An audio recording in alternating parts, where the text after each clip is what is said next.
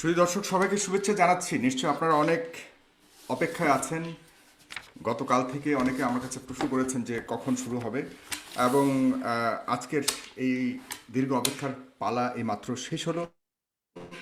আমি আপনাদের কাছে যেভাবে বলেছিলাম যে সম্প্রীতি ও সমৃদ্ধির এক অনন্য উদাহরণ আমাদের মাতৃভূমি বাংলাদেশ। বিশ্ব যখন বিভিন্ন সাম্প্রদায়িক ও সামাজিক অসহিষ্ণুতার প্রতিনিয়ত লড়াই করে যাচ্ছে অসহিষ্ণুতার সাথে, ঠিক তখন আমরা পৃথিবীর সবচেয়ে জনবসতিপূর্ণ দেশ হয়েও অসাধারণ শান্তির মাঝে বসবাস করছি। অভ্যন্তরীণ রাজনৈতিক অস্থিতিশীলতা ছাড়া আমাদের মাঝে আর তেমন কোনো সাম্প্রদায়িক অসহিষ্ণুতা গ্রাস করতে পারেনি এখনো পর্যন্ত। কিন্তু অতি সম্প্রতি যে যেন এক অপশক্তির চক্ষুশূল হতে চলেছে সাম্প্রদায়িক শান্তির এই দেশটিতে। প্রায় সকল ধর্মাবলম্বী মানুষ খুব স্বাভাবিক সামাজিক বন্ধনের সাথে বসবাস করছে বাংলাদেশে। হঠাৎ কেন আমাদের মাঝে বিশাল দেয়াল তৈরি হচ্ছে? ধর্মকে নিয়ে কেন বাড়াবাড়ি করা হচ্ছে? রাষ্ট্রীয় জীবন ব্যবস্থায় ধর্ম কি আসলেই আমাদের আধুনিক জীবনে অন্তরায় হয়ে দাঁড়াচ্ছে কিনা, সেটাও একটা দেখবার বিষয়। প্রগতিশীলতা ও বিজ্ঞানময় প্রতিযোগীশীল বিশ্বায়নের সাথে ধর্ম আসলে কতটুকু আমাদেরকে মুক্তি দিতে পারবে, এ নিয়ে অনেক প্রশ্ন উঠছে। সংবিধানে যার যার ধর্ম পালন করবার স্বাধীনতা সুযোগ থাকলেও কেন মুসলমান ধর্মের প্রতি বা মুসলমান ধর্মের অনুভূতির প্রতিও অনেক প্রশ্ন উঠছে আমাদের মাঝে, সেটা নিয়েও অনেক কথা উঠছে। সে কেন হচ্ছে এসব অশান্তি, কাদের ইন্ধনে দেশে সাম্প্রদায়িকতাকে উস্কে দেওয়া হচ্ছে? আরও অনেক প্রশ্নের উদ্রেক জনমনে সঞ্চারিত হয়েছে সাম্প্রতিককালে। সকল প্রশ্নের উত্তর আজকে আমরা খুঁজে পাবো এই দুজন জ্ঞানী ও বুদ্ধিজীবী, যাদের অবস্থান সম্পূর্ণ দুই মেরুতে।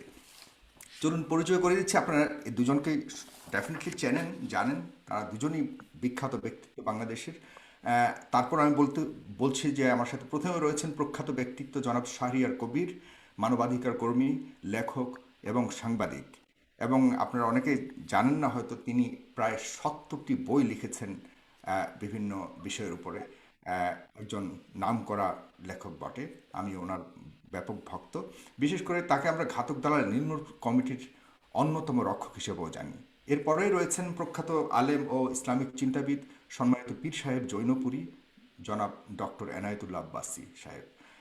দর্শক, অনুষ্ঠানটি একযোগে প্রচারিত হচ্ছে the face the people Facebook page এবং ইউটিউব চ্যানেলে। আপনারা অবশ্যই ফেস দ্য পিপলের যে পেজ রয়েছে এবং ইউটিউব চ্যানেল রয়েছে সেখানে সাবস্ক্রাইব করবেন, এবং আমাদের এই পেজটিকে অবশ্যই ফলো করবেন এবং লাইক করবেন, তাহলে অন্যান্য অনুষ্ঠানগুলো দেখতে পারবেন। আপনারা যদিও এই দুজন অতিথিকে কোনো ধরনের প্রশ্ন করতে চান, অবশ্যই কমেন্ট বক্সে লিখতে পারেন। সেখান থেকে আমি কয়েকজনের প্রশ্নকে নেওয়ার চেষ্টা করব। আর অবশ্যই শেয়ার করবেন। এই অনুষ্ঠানটি লাখো মানুষ দেখবে, সারা পৃথিবী জুড়ে দেখবে। এবং আমি চাই আজকের এই তথ্যগুলি, এই যে বিষয়বস্তুর উপর আলাপ করব, সেগুলো মানুষ জানুক এবং মানুষ অবহিত হোক। আমি প্রথমে শুরু করতে চাই জনাব শাহরিয়ার কবির মহোদয়, আপনাকে দিয়ে। আপনি শুনতে পাচ্ছেন নিশ্চয় আমাকে? আমি শুনতে পাচ্ছি, আপনার কথা কেটে কেটে যাচ্ছে, তবু বলুন। আমি শুনতে পাচ্ছি। আমার কথা কি শোনা যাচ্ছে? আপনাকে আমি ক্লিয়ার শুনতে পাচ্ছি। জনাব শাহরিয়ার কবির, আমি আপনাকে দিয়ে শুরু করতে যাচ্ছি। আজকের এই অনুষ্ঠানের সূত্রপাত করতে যাচ্ছি আপনাকে দিয়ে।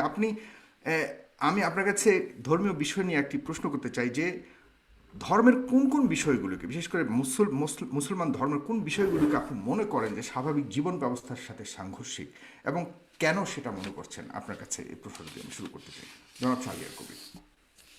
প্রশ্নটা হচ্ছে ধর্ম নিয়ে নয়।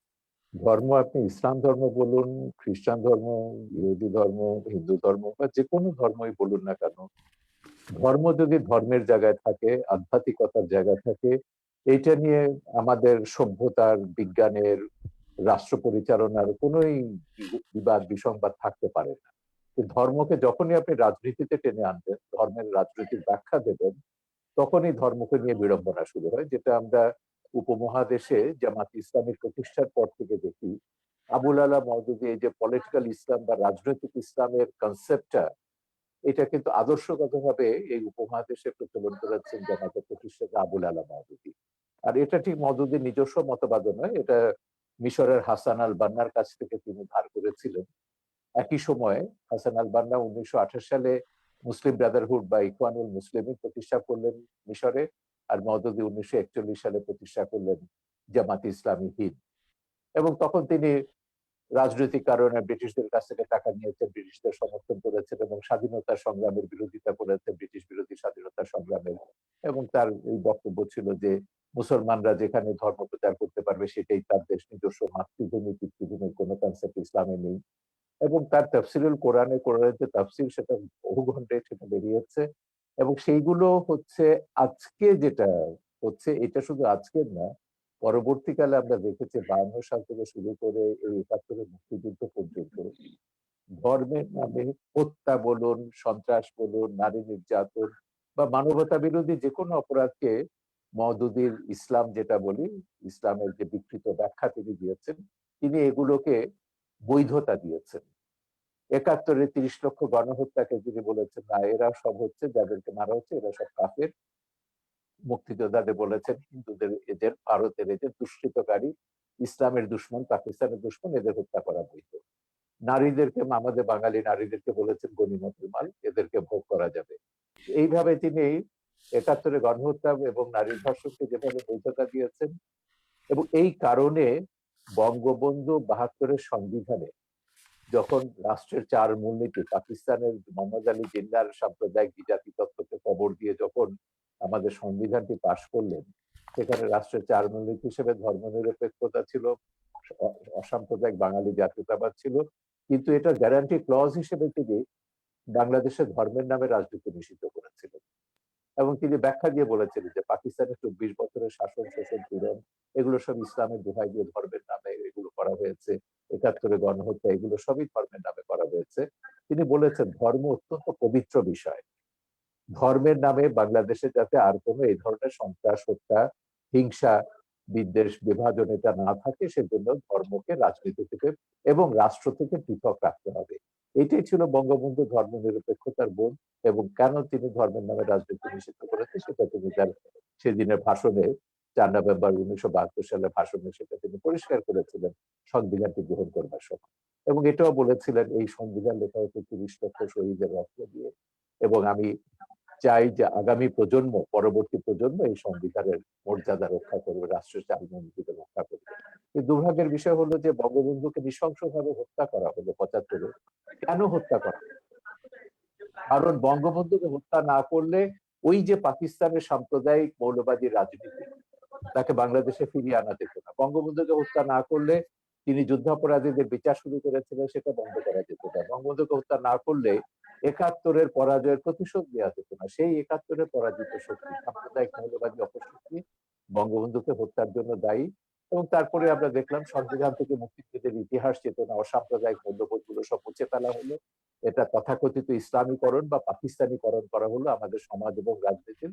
৭৫-এর পর থেকে এই ধারাটি চলছে। এবং আমাদের ইতিহাসের সবচেয়ে বড় দুর্ভাগ্য যে বেশিরভাগ সময় এই দেশটা শাসন করেছে পাকিস্তানপন্থী স্বাধীনতা বিরোধী মৌলবাদী সাম্প্রদায়িক অপশক্তি, প্রত্যক্ষ বা পরোক্ষভাবে। এবং সেই সময় আমরা দেখেছি আমাদের মুক্তিযুদ্ধের চেতনাকে নয়, ইতিহাস মুছে ফেলার চেষ্টা রয়েছে। জাতির জনকের অবমাননা তো বাদ দিন, মুক্তিযোদ্ধাদেরকে মুক্তিযোদ্ধা পরিচয় দিতে তারা লজ্জা পেত। রাজাকার আলবদররা সেখানে মন্ত্রী হচ্ছে, ৩০ লক্ষ শহীদের রক্তে ভেজা পতাকা তাদের গাড়িতে করে তারা দিয়ে ঘুরে বেরিয়েছে। এমন একটা অবস্থা তো ছিল।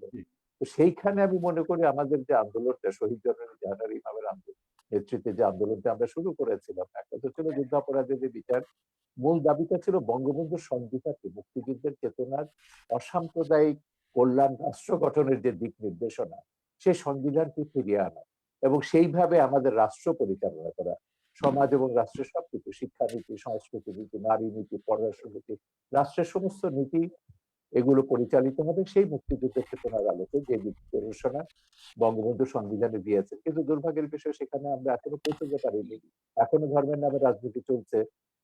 এবং এখনো সেই জামাতি ইসলামী, সেই ওহাবি সালাফিরা তাদের যে প্রতিহিংসা, যেটা প্রতিহিংসার রাজনীতি বলুন কিংবা তথাকথিত জিহাদের রাজনীতি, উন্মাদনার রাজনীতি, হিংসার রাজনীতি, এটা তো করেই যাচ্ছে। বিচ্ছিন্ন কোনো ঘটনা এটা না।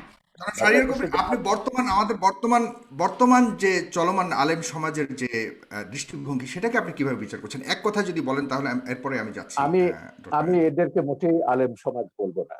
এরা হচ্ছে ইসলামের নামে তারা রাজনীতি করছে। এরাই হচ্ছে সেই ৭১-এর ঘাতক দালা যুদ্ধাপরাধীদের রাজনৈতিক, আদর্শিক এবং সামরিক উত্তরসূরি। সেই রাজনীতিটা এখন করছে, বাংলাদেশকে মোল্লা ওমরের আফগানিস্তান বানাতে চাইছে। এর সঙ্গে এখানে আব্বাসী সাহেব আছেন, তিনি বলবেন, কারণ তিনি তো তার পিতা অত্যন্ত শ্রদ্ধেয় একজন, সেই হিসেবে পীর হিসেবে আমরা তাকে সম্মান করি। আমাদের দেশে সুফিরা ইসলাম প্রচার করেছেন, পীররা এখানে আব্বাসী সাহেবের জোনপুরের হুজুরের মতন এরাও ইসলাম প্রচার করেছেন, এরা শান্তির ইসলাম প্রচার করেছেন, এরা কখনো ইসলামকে রাজনীতির সঙ্গে যুক্ত করেনি।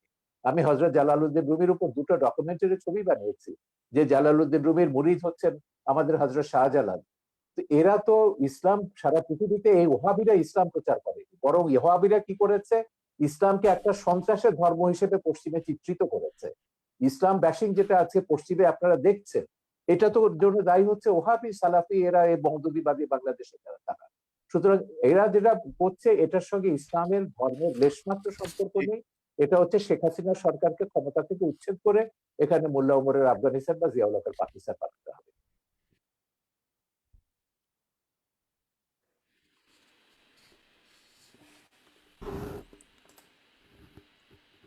আমি কি ক্লিয়ার করতে পেরেছি আমার বক্তব্য? আপনি শুনতে পাচ্ছেন? যে না, আমার এখান থেকে একটু সমস্যা হচ্ছে, আনস্টেবল দেখাচ্ছে আমার কানেকশনটা। আমি শুনতে পাচ্ছি, আমাকেই শুনতে পাচ্ছেন কিনা ক্লিয়ারলি? আমি আপনাকে খুব পরিষ্কার শুনতে পাচ্ছি। জি, ধন্যবাদ আপনাকে জনাব শাহরিয়ার কবির। আমি আপনার কাছে আবারও আসবো। জনাব ডক্টর এনায়েতুল্লাহ আব্বাসী হুজুর, আপনার কাছে আসছি।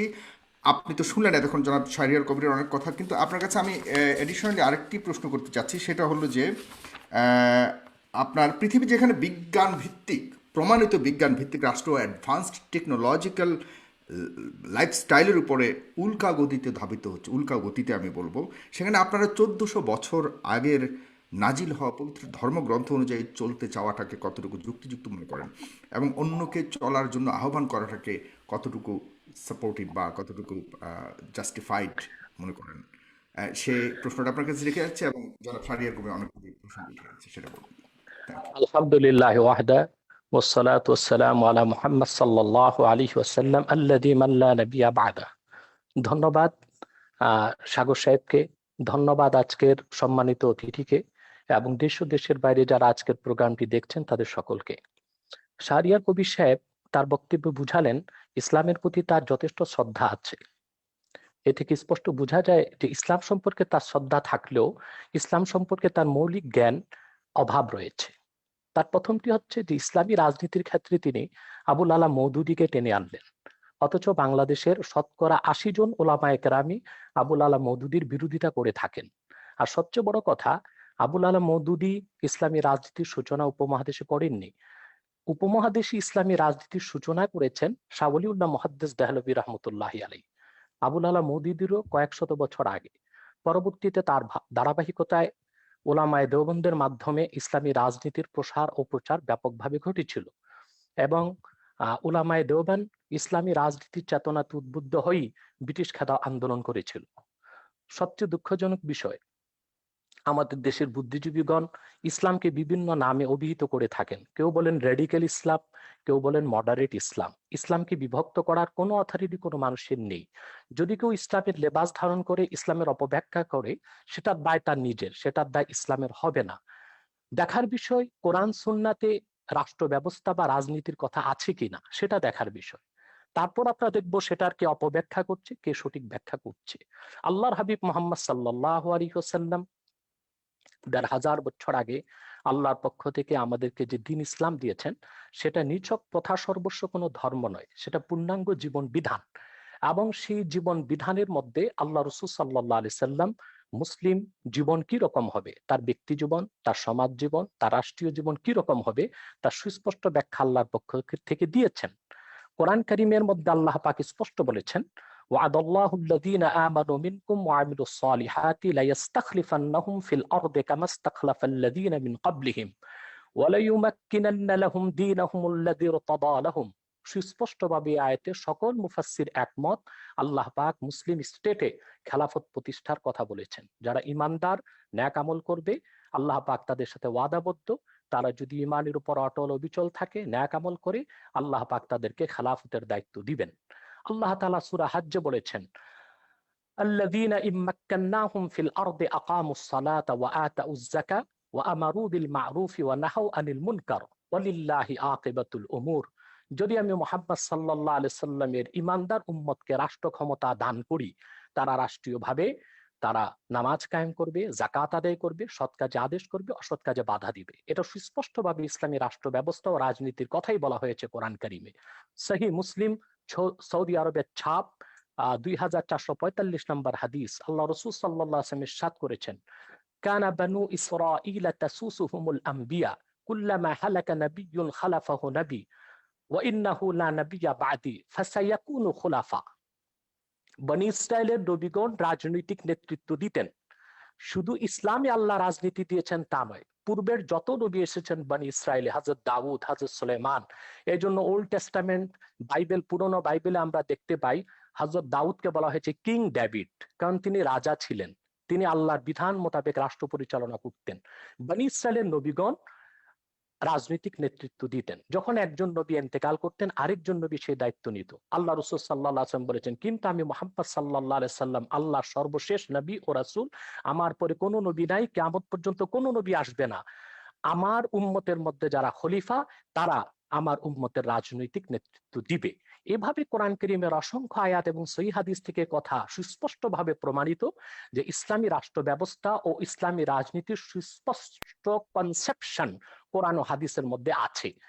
এবং দ্বিতীয় যে কথাটি সম্মানিত অতিথি ভুল বলেছেন, তা হলো মওদুদি কি করেছে না করেছে এদেশের মূল ধারার ওলামায়ে কেরাম তার সাথে মোটেও একমত নয়, মোটেও তাদের কোনো সম্পর্ক নেই। কিন্তু বরং মওদুদিকে ফলো এদেশে, করে অনেক অনেক বিশাল জনগোষ্ঠী রয়েছে, এটাও তো সত্য। জি জি, সেটাও আছে, সেটা আমি ওনার প্রসঙ্গটার জবাব দিচ্ছি আগে, ওনার প্রসঙ্গটার জবাব দিচ্ছি। তার মানে এই নয় যে বাংলাদেশে যারা ইসলামী রাজনীতি করেন, ইসলামী আন্দোলন করছেন, ইসলামী শাসন ব্যবস্থা কায়েম করতে চাচ্ছেন, তারা মওদুদির অনুসারী। বিষয়টা নির্জলা মিথ্যা ছাড়া আর কিছুই নয়, কিংবা তথ্য এবং সন্ত্রাস মওদুদির ছাড়া আর অনুসারী কিছুই নয়। হওয়াটাও কি একদম ইসলাম বিরোধী কিনা, সেটাও আপনি কিভাবে দেখেন?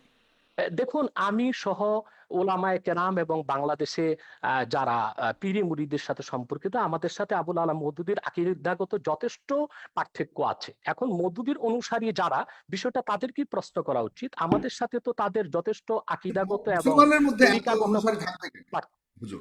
জি, এত হ্যাঁ, বিভক্ত থাকবে কেন সেটা মুসলমানের পরে মধ্যে? উত্তর দিচ্ছি। আমি আমি আমি উত্তরটা শেষ করছি। তাহলে আমাদের উপমহাদেশে ইসলামী রাজনীতির সূচনা করেছেন শাওলিউল্লাহ মুহাদ্দিস দেহলভী রহমতুল্লাহ, পরবর্তীতে তার উত্তরসূরি সৈয়দ আহমদ বেরেলী রহমতুল্লাহ, যিনি ব্রিটিশ খেলাফত আন্দোলনের নেতৃত্ব দিয়েছেন, পরবর্তীতে মাহমুদুল হাসান দেওবন্দি রহমতুল্লাহ। তাদের মাধ্যমে মূলত ওলামায়ে উলামায়ে আহলে সুন্নাত ওয়াল জামাত, উলামায়ে আহলে হক রাজনীতির উত্তরসূরি হয়েছে বাংলাদেশে, এবং ইসলামী খেলাফত রাজনীতি প্রতিষ্ঠার কাজ তারা করে যাচ্ছেন। দ্বিতীয় যে বিষয়টি হচ্ছে যে আহ, আমরা জবাব দিলাম যে এটা কোনো ব্যক্তির আবিষ্কৃত নয়, ইসলামী রাজনীতি এটা কোরআন সুন্নাহরই মত। দ্বিতীয় যে কথাটি আমাদের সম্মানিত অতিথি বলেছেন, বঙ্গবন্ধুকে কারা হত্যা করলো, আমি এই বিষয়ে আমার খুব একটা ধারণা নেই। তবে আমি একটু প্রশ্ন করব ওনাকে যে স্বাধীনতার স্থপতি বঙ্গবন্ধু শেখ মুজিবুর রহমান, তিনি বাংলাদেশে যখন একটি দেশ স্বাধীন করলেন, এদেশের মানুষকে স্বাধীন একটি রাষ্ট্র উপহার দিলেন, তখন ৭২ থেকে ৭৫ পর্যন্ত বঙ্গবন্ধুর পর্বতসম সুনাম সুখ্যাতির উপর কারা আঘাত করেছিল? তারাও কি রাজাকার ছিল? তারাও কি আলবদর ছিল? কারা বঙ্গবন্ধুর চামড়া দিয়ে ডুগডুগি বাজাবার কথা বলেছিল? বঙ্গবন্ধু হত্যার পর কারা সেনাবাহিনীর ট্যাঙ্কের উপর নাচানাচি করেছিল? তাদেরকে আমরা বাংলাদেশে মন্ত্রিত্ব দিয়েছি, তাদেরকে আমরা রাজনৈতিক ক্ষমতার ভাগ দিয়েছি, এবং বঙ্গবন্ধুকে যারা হত্যা করেছে তাদেরকে আমরা সুযোগ সুবিধা দিয়েছি। হতে পারে আলবদর, রাজাকার বা বিদেশি শক্তির ইন্ধন ছিল বঙ্গবন্ধু হত্যায়, কিন্তু যারা বাংলাদেশে খুব বেশি ধর্মনিরপেক্ষতার কথা বলে, বাংলাদেশকে একটি ইসলামাইজেশন, ইসলাম মুক্ত একটি বাংলাদেশ গঠন করতে চায়, তারাও প্রত্যক্ষ এবং পরোক্ষভাবে বঙ্গবন্ধু হত্যায় জড়িত ছিল। কেননা বঙ্গবন্ধু ছিলেন খুবই ধার্মিক একজন ব্যক্তি, ইসলামের মূলনীতিতে তার ছিল যথেষ্ট বিশ্বাস, অগাধ বিশ্বাস। আহ, আপনাকে অনেক ধন্যবাদ জনাব এনায়েতুল্লাহ আব্বাসী। হুজুর, আপনি অনেক সুন্দর কথা বলেছেন। জনাব শাহরিয়ার কবির, আপনার কাছে আমি এই ওনার কথা ধরেই প্রশ্নটা করতে যাচ্ছি, এবং আপনিও বলেছেন যে আপত্তিটা শুধু ধর্ম নিয়ে রাজনীতি করাটা। তো ধর্ম নিয়ে রাজনীতি করার অধিকার কি সাংবিধানিকভাবে ধর্মীয় জনগোষ্ঠীকে কোনোভাবে কি বারণ করা হয়েছে কিনা সংবিধানে? Number one. নাম্বার টু হলো ৩৯ অনুচ্ছেদ অনুযায়ী কথা বলবার অধিকার সবারই রয়েছে, বাক স্বাধীনতার অধিকার দেওয়া হয়েছে। সেখানে হুজুররা কথা বললে, যেটাকে আমরা ওয়াজের মাধ্যমে আমরা দেখতে পাই, হুজুররা বিভিন্ন ধরনের কথা বলে, যেটাকে আমরা ওয়াজ বলি, কিন্তু সেটাই যখন একটা সিম্পোজিয়ামের মাধ্যমে যখন আমরা প্রগতিশীল সমাজ থেকে যখন কথা বলি সেটাকে আমরা মোটিভেশনাল স্পিচ বলি। তো ওয়াজটাকে কেন আমরা সাপ্রেস করার চেষ্টা করছি? যেমন আজকাল ওয়াজ চতুর্দিকে ওয়াজকে বন্ধ করার একটা চেষ্টা করা হচ্ছে। এই স্বাধীনতাটা নাই কেন? কথা বলবার ওই স্বাধীনতাটা নাই কেন? সেখানে কি সংবিধানের আলোকে কোনো ধরনের নিষেধ রয়েছে কিনা আপনার কাছে জানতে চাচ্ছি। না, আপনি কোথায় ওয়াজ সাপ্রেস করা হচ্ছে এরকম তথ্য কিন্তু বাংলাদেশে আমার জানা নেই। আমার কাছে ওয়াজের নামে অনেকগুলি ভিডিও আমি আছে।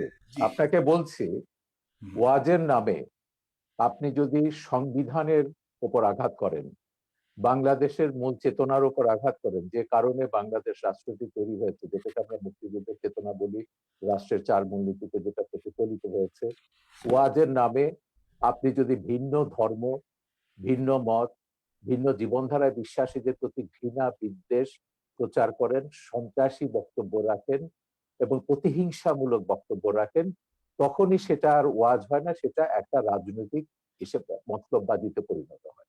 আপনি ওয়াজে ইসলামের মাহাত্ম্যের কথা বলুন, ইসলামে কোরআনে কি মানুষের কল্যাণের কথা বলা নেই? আপনি যখন মসজিদে, এই যে কদিন আগে আমাদের ইয়েতে একটা ওয়েবিনারে 16 ডিসেম্বরে একজন মন্ত্রী এসেছিলেন এবং তিনি বললেন যে তিনি মসজিদে আপত্তি করেছেন যে খুতবাতে বলছে মুসলিম উম্মার জন্য প্রার্থনা করতে হবে। তো মন্ত্রী বলছেন, তো বলে যে শুধু মুসলিম উম্মা কেন, আল্লাহ তো সারা সমগ্র বিশ্বের জন্য, তিনি তো সমগ্র মানব জাতিকে সৃষ্টি করেছেন, আমরা কেন সমগ্র মানব জাতির জন্য আমরা মোনাজাত করব না বা কল্যাণ কামনা করব? আপনাকে মনে রাখতে হবে বাংলাদেশ রাষ্ট্রটি কেন তৈরি হয়েছে, কেন 47-এ পাকিস্তান হয়েছিল এবং কেন 71-এ বাংলাদেশ হয়েছে। এইটা যদি আপনি না বুঝেন তাহলে কিন্তু এই বিভ্রান্তিটা আপনার মধ্যে থেকে যাবে। পরিষ্কার কথা, মোহাম্মদ আলী জিন্নাহ পরিষ্কারভাবে বলেছিলেন ভারতবর্ষে মুসলমানরা একটা আলাদা জাতি এবং এদের আলাদা একটা ভূখণ্ড দরকার, এবং সেই ভূখণ্ডটি পাকিস্তান হবে। পাকিস্তান নামকরণও করা হয়েছিল এবং সেভাবে ব্রিটিশরা ষড়যন্ত্র করেই হোক, জিন্নাহর কথা মতোই হোক, ভারতবর্ষকে দুভাগ করে পাকিস্তান এবং ভারত দুটো রাষ্ট্র বানিয়েছে। এবং জিন্নাহ কিন্তু এই ভুলটা যে বুঝেছিলেন দেখে তিনি কত বড় ভুল করছেন সেটা তার 47 সালের 11ই আগস্টের বক্তৃতায় পরিষ্কার করে দিয়েছিলেন যে পাকিস্তানে আমরা মুসলমানরা, হিন্দুরা, বৌদ্ধরা, খ্রিস্টানরা সবাই নিজ নিজ ধর্ম পালন করব, রাষ্ট্র ধর্মের ব্যাপারে কোনো হস্তক্ষেপ করবে না, ধর্ম রাষ্ট্রের ব্যাপারে হস্তক্ষেপ করবে না। এটা জিন্নাহর বহুল আলোচিত একটা বক্তৃতা, 11ই আগস্ট 1947 সাল, 11ই জুনে এটা বলেছেন 1947 সালে, পাকিস্তান হওয়ার কয়েক মাস আগে।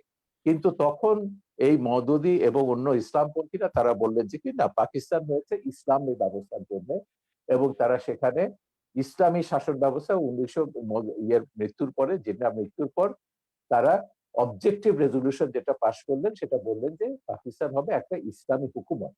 এবং 56 সালে 56 সালে তাদের যে সংবিধান হলো সেখানে বলা হয়েছে Pakistan will be Islamic Republic.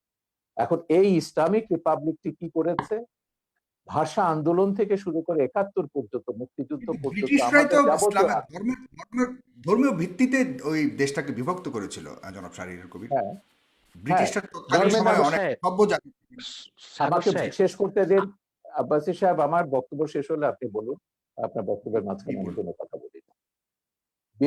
ব্যাপারটা হচ্ছে যে ব্রিটিশরাই করুক, জিন্নাহর পলিসি অনুযায়ী হোক, ব্রিটিশদের মতবাদের জন্য হোক, ভারত বিখণ্ডিত হয়েছে ধর্মের নামে, যে হিন্দুরা আলাদা একটা ধর্ম, এবং ইসলাম ব্রিটিশরা, আমি আলাদা আমি একটা সরি, ধর্ম। আমি জাস্ট আপনাকে সাপ্লিমেন্ট করছি, আপনি আপনি অবশ্যই বলবেন। আমি জাস্ট আপনাকে, শুধুমাত্র ভারত বিভক্ত নয়, ব্রিটিশরা আরো অন্যান্য যতগুলি রাষ্ট্র রয়েছে বহু পৃথিবীর, দেশ তারা তাদের যখন, সমস্ত কলোনি হ্যাঁ, বিভক্ত করেছে ধর্মীয় তাদের আলোকেই কিন্তু মতলবে। বিভক্ত করেছে। না, জি না, জি। আমি ভারতবর্ষের মধ্যে কনসেন্ট্রেট করছি, আমি গোটা ব্রিটিশ কলোনি নিয়ে আমি কথা বলছি না, ওদের তো 67টা দেশে তারা এইভাবে বদমাইশি করেছে। ভারতবর্ষকে তারা ধর্মের নামে ভাগ করেছে এবং বলেছে মুসলমানরা পাকিস্তান এবং ভারতে, হিন্দুরা এসে থাকবে ভারতে। তখন কিন্তু মুসলিম জাতীয়তাবাদী নেতারা আবুল কালাম আজাদ থেকে শুরু করে বদরুদ্দিন তায়েবজি এবং এরা অনেকে আপত্তি করেছিল। ওরা বলছেন এটা একটা অ্যাবসার্ড আইডিয়া। অ্যাবসার্ড কেন বলছেন, যে পাকিস্তানে যতই মুসলমানদের জন্য হোক না কেন সেখানে হিন্দুরা আছে, হিন্দুদের সবাই এখানে আসতে পারবে না, ভারতের সব মুসলমান পাকিস্তানে যেতে পারবে না। এবং সেই বাস্তবতাটা আমরা দেখেছি, 10 লাখ মানুষকে হত্যা করা হলো বা প্রাণ বলি দেওয়া হলো, কিন্তু বিভক্ত হলো, এখানেও হিন্দু খ্রিস্টান বৌদ্ধ রয়ে গেছে। ভারতেও এখন তো দ্বিতীয় বৃহত্তম সংখ্যক মুসলিমের আবাস হচ্ছে ভারত। এই যে জিন্নাহর যে জাতিতত্ত্বের অসারতা, এটা হচ্ছে একটা কারণ। একটা প্রমাণ। আর দ্বিতীয়টা তো বঙ্গবন্ধুর আমি 4 নভেম্বরের ভাষণের কথাটি বারবার উল্লেখ করছি এই কারণে, সেখানে তিনি ব্যাখ্যা করেছেন কেন বাংলাদেশ আমরা সৃষ্টি করেছি। পাকিস্তানে 24 বছরের শাসন, শোষণ, পীড়ন, নিপীড়ন, 71-এর গণহত্যা, মানবতা বিরোধী অপরাধ সবকিছুকে তারা ইসলামের নামে জায়েজ করতে চেয়েছিল। ভাষা আন্দোলন যারা করেছে তাদের বলেছে ইসলামের দুশমন, পাকিস্তানের দুশমন। এইভাবে এই আন্দোলনগুলো, সংগ্রামগুলোকে দমন করেছে, রাজনৈতিক হোক, সাংস্কৃতিক হোক, সামাজিক হোক, সবগুলোকে দমন করেছে ইসলামের নামে। এবং সেই জন্য বঙ্গবন্ধু তার ওই ভাষণে পরিষ্কারভাবে বলেছিলেন, ধর্মের পবিত্রতা রক্ষার জন্য ধর্মকে রাখতে হবে ধর্মের জায়গায়, রাজনীতিকে রাখতে হবে রাজনীতির জায়গায়, রাজনীতির সঙ্গে ধর্মকে মেলানো যাবে না। এই কারণে বাংলাদেশ রাষ্ট্রটি তৈরি হয়েছে, সৃষ্টি হয়েছে 30 লক্ষ শহীদের রক্তের বিনিময়। আপনি সেই ইতিহাস এখন উল্টে দিতে পারেন না। এখন আপনি বলতে পারেন না যে না, বাংলাদেশ হয়েছে ইসলামী হুকুমত কায়েমের জন্য, বাংলাদেশে এগুলো সেকুলারিজম থাকবে না, বঙ্গবন্ধুর আদর্শ থাকবে না, মুক্তিযুদ্ধ থাকবে না, যে এই এরা ব্যাপারগুলো জামাতিরা যে কথা। সংবিধানে কেন কম্প্রাইজ করা হচ্ছে না, নাম্বার ওয়ান। সাম্প্রদায়িকতা কেন? আপনি তো সংবিধানে 4 মূলনীতি তো ফিরিয়ে আনা হয়েছে। এখন রাষ্ট্রধর্ম নিয়ে সেখানে সুপ্রিম কোর্টে এটা মামলা বিচারাধীন আছে, সুপ্রিম কোর্টের আপিল বিভাগে মামলাটি রয়েছে, কারণ সুপ্রিম কোর্টের রাষ্ট্রধর্ম ইসলামের যেটা, এটা হচ্ছে আমাদের সংবিধানের আর্টিকেল 12 এর সঙ্গে সাংঘর্ষিক। আর্টিকেল 12 বলছে রাষ্ট্র বিশেষ কোনো ধর্মকে পৃষ্ঠপোষকতা করবে না, কিন্তু রাষ্ট্রধর্ম ইসলাম বলে আপনি একটা বিশেষ ধর্মকে পৃষ্ঠপোষকতা করছেন। এটা বাংলাদেশের সংবিধান বিরোধী। যতক্ষণ পর্যন্ত আপনি খিলাফত না কায়েম করে এই সংবিধানটি পুরোপুরি বাতিল করে দেবেন, ততক্ষণ পর্যন্ত বাংলাদেশে থাকতে হলে বাংলাদেশের সংবিধান মেনে আপনাকে থাকতে হবে এবং সংবিধানের মর্যাদা রক্ষা করতে হবে। এবং অবশ্যই। সংবিধানের মূলনীতি, এটার বিরুদ্ধে আপনি কোনো কথা বলতে পারেন না। বলা হবে সেটা হচ্ছে 30 লক্ষ শহীদের রক্তের সঙ্গে বেইমানি করা। আপনাকে অনেক ধন্যবাদ, খুব সুন্দর কথা বলেছেন। ডেফিনেটলি আপনি যদি বাংলাদেশের নাগরিক হয়ে থাকেন জনাব আব্বাসী, আপনাকে অবশ্যই সংবিধান যতক্ষণ না পর্যন্ত পরিবর্তিত না হবে ততক্ষণ পর্যন্ত আপনাকে সংবিধানকে মানতেই হবে। এটাই হলো একজন নাগরিক হিসেবে আপনার কর্তব্য। কিন্তু তবুও সেখানে কিছু কিছু যেটা জনাব শাহরিয়ার কবির উঠে এনেছেন যে আপনারা হুকুমত কায়েম করার জন্য যে ইয়ে করছেন, সেটা কীভাবে সম্ভব? আপনারা হুকুমত কায়েম করলেও বা আপনাদের ভিত্তিটা কী হবে, আপনাদের স্টাইলটা কী হবে পরিচালনার, সেই ব্যাপারেও আমরা আপনার কাছে জানবো একটু। তবে এর আগে যেটা বলেছেন শাহরিয়ার কবির, এটা আমারও একটা প্রশ্ন, যে আপনারা যখন দোয়া চান শুধুমাত্র মুসলিম উম্মার জন্য কেন দোয়া চান, কেন সমগ্র জাতির জন্য দোয়া চান না? কারণ আল্লাহর তৈরি সব জাতি, পুরো বিশ্ব, তাহলে কেন অন্যরা বঞ্চিত হবে আপনাদের দোয়ার থেকে? এটাও আপনি বলবেন। পাশাপাশি আপনি ভাস্কর্য নিয়ে, যে বাঘা যতীনের ভাস্কর্য ভাঙা হয়েছে, সেখানেও ইঙ্গিত করা হচ্ছে যারা আপনার মুসলমান ধর্মাবলম্বী তাদেরকে ইঙ্গিত করা হচ্ছে। এবং জনাব শাহরিয়ার কবি, আপনার কাছে আমি এই প্রশ্নটা করে যাচ্ছি, ভাস্কর্য নিয়ে যে ইস্যুটা ইয়ে হয়েছে, আপনি অবশ্যই পরবর্তী সময় আপনি বলবেন।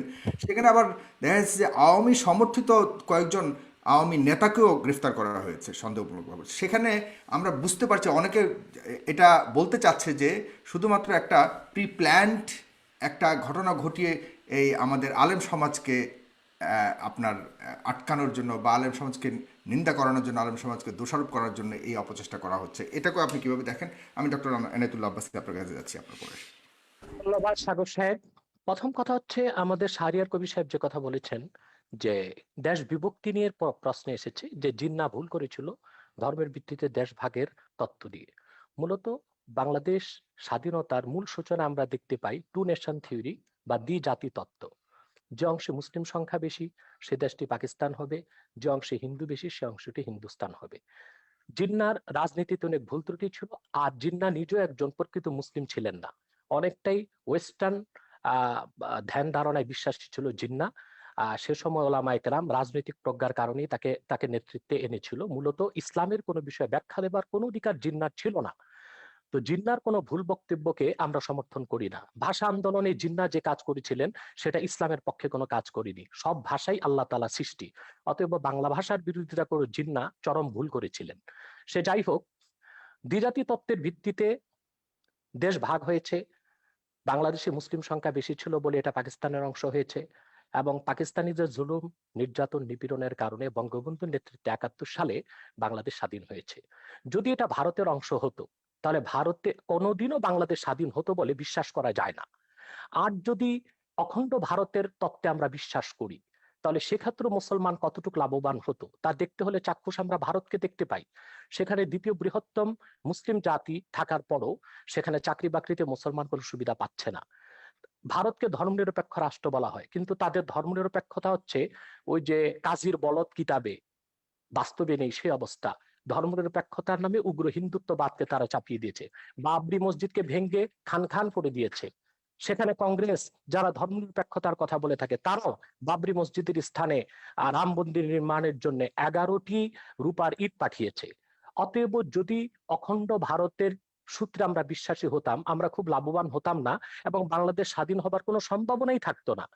টুনিশন থিওরি বা দ্বিজাতি তত্ত্বের ভিত্তিতে দেশ বিভক্ত হয়েছে বলেই আজকে আমরা চূড়ান্তভাবে একটি স্বাধীন বাংলাদেশ, একটি রাষ্ট্র পেয়েছি। তৃতীয় যে কথা আপনি বলেছেন যে খেলাফত প্রতিষ্ঠিত হওয়ার আগ পর্যন্ত এমন কোনো কাজ করা যাবে না যেটা সংবিধানের বিরুদ্ধে যায়। আমাদের সংবিধানে, কারণ ধর্মনিরপেক্ষতা একটি বিষয় আছে, সেকুলারিজম। সেকুলারিজম বলতে আমরা কি বুঝি? আসলে সেকুলারিজমের ব্যাখ্যা অক্সফোর্ড ডিকশনারিতে এসেছে যে secularism is the belief that religion should not be involved in organization of society, education.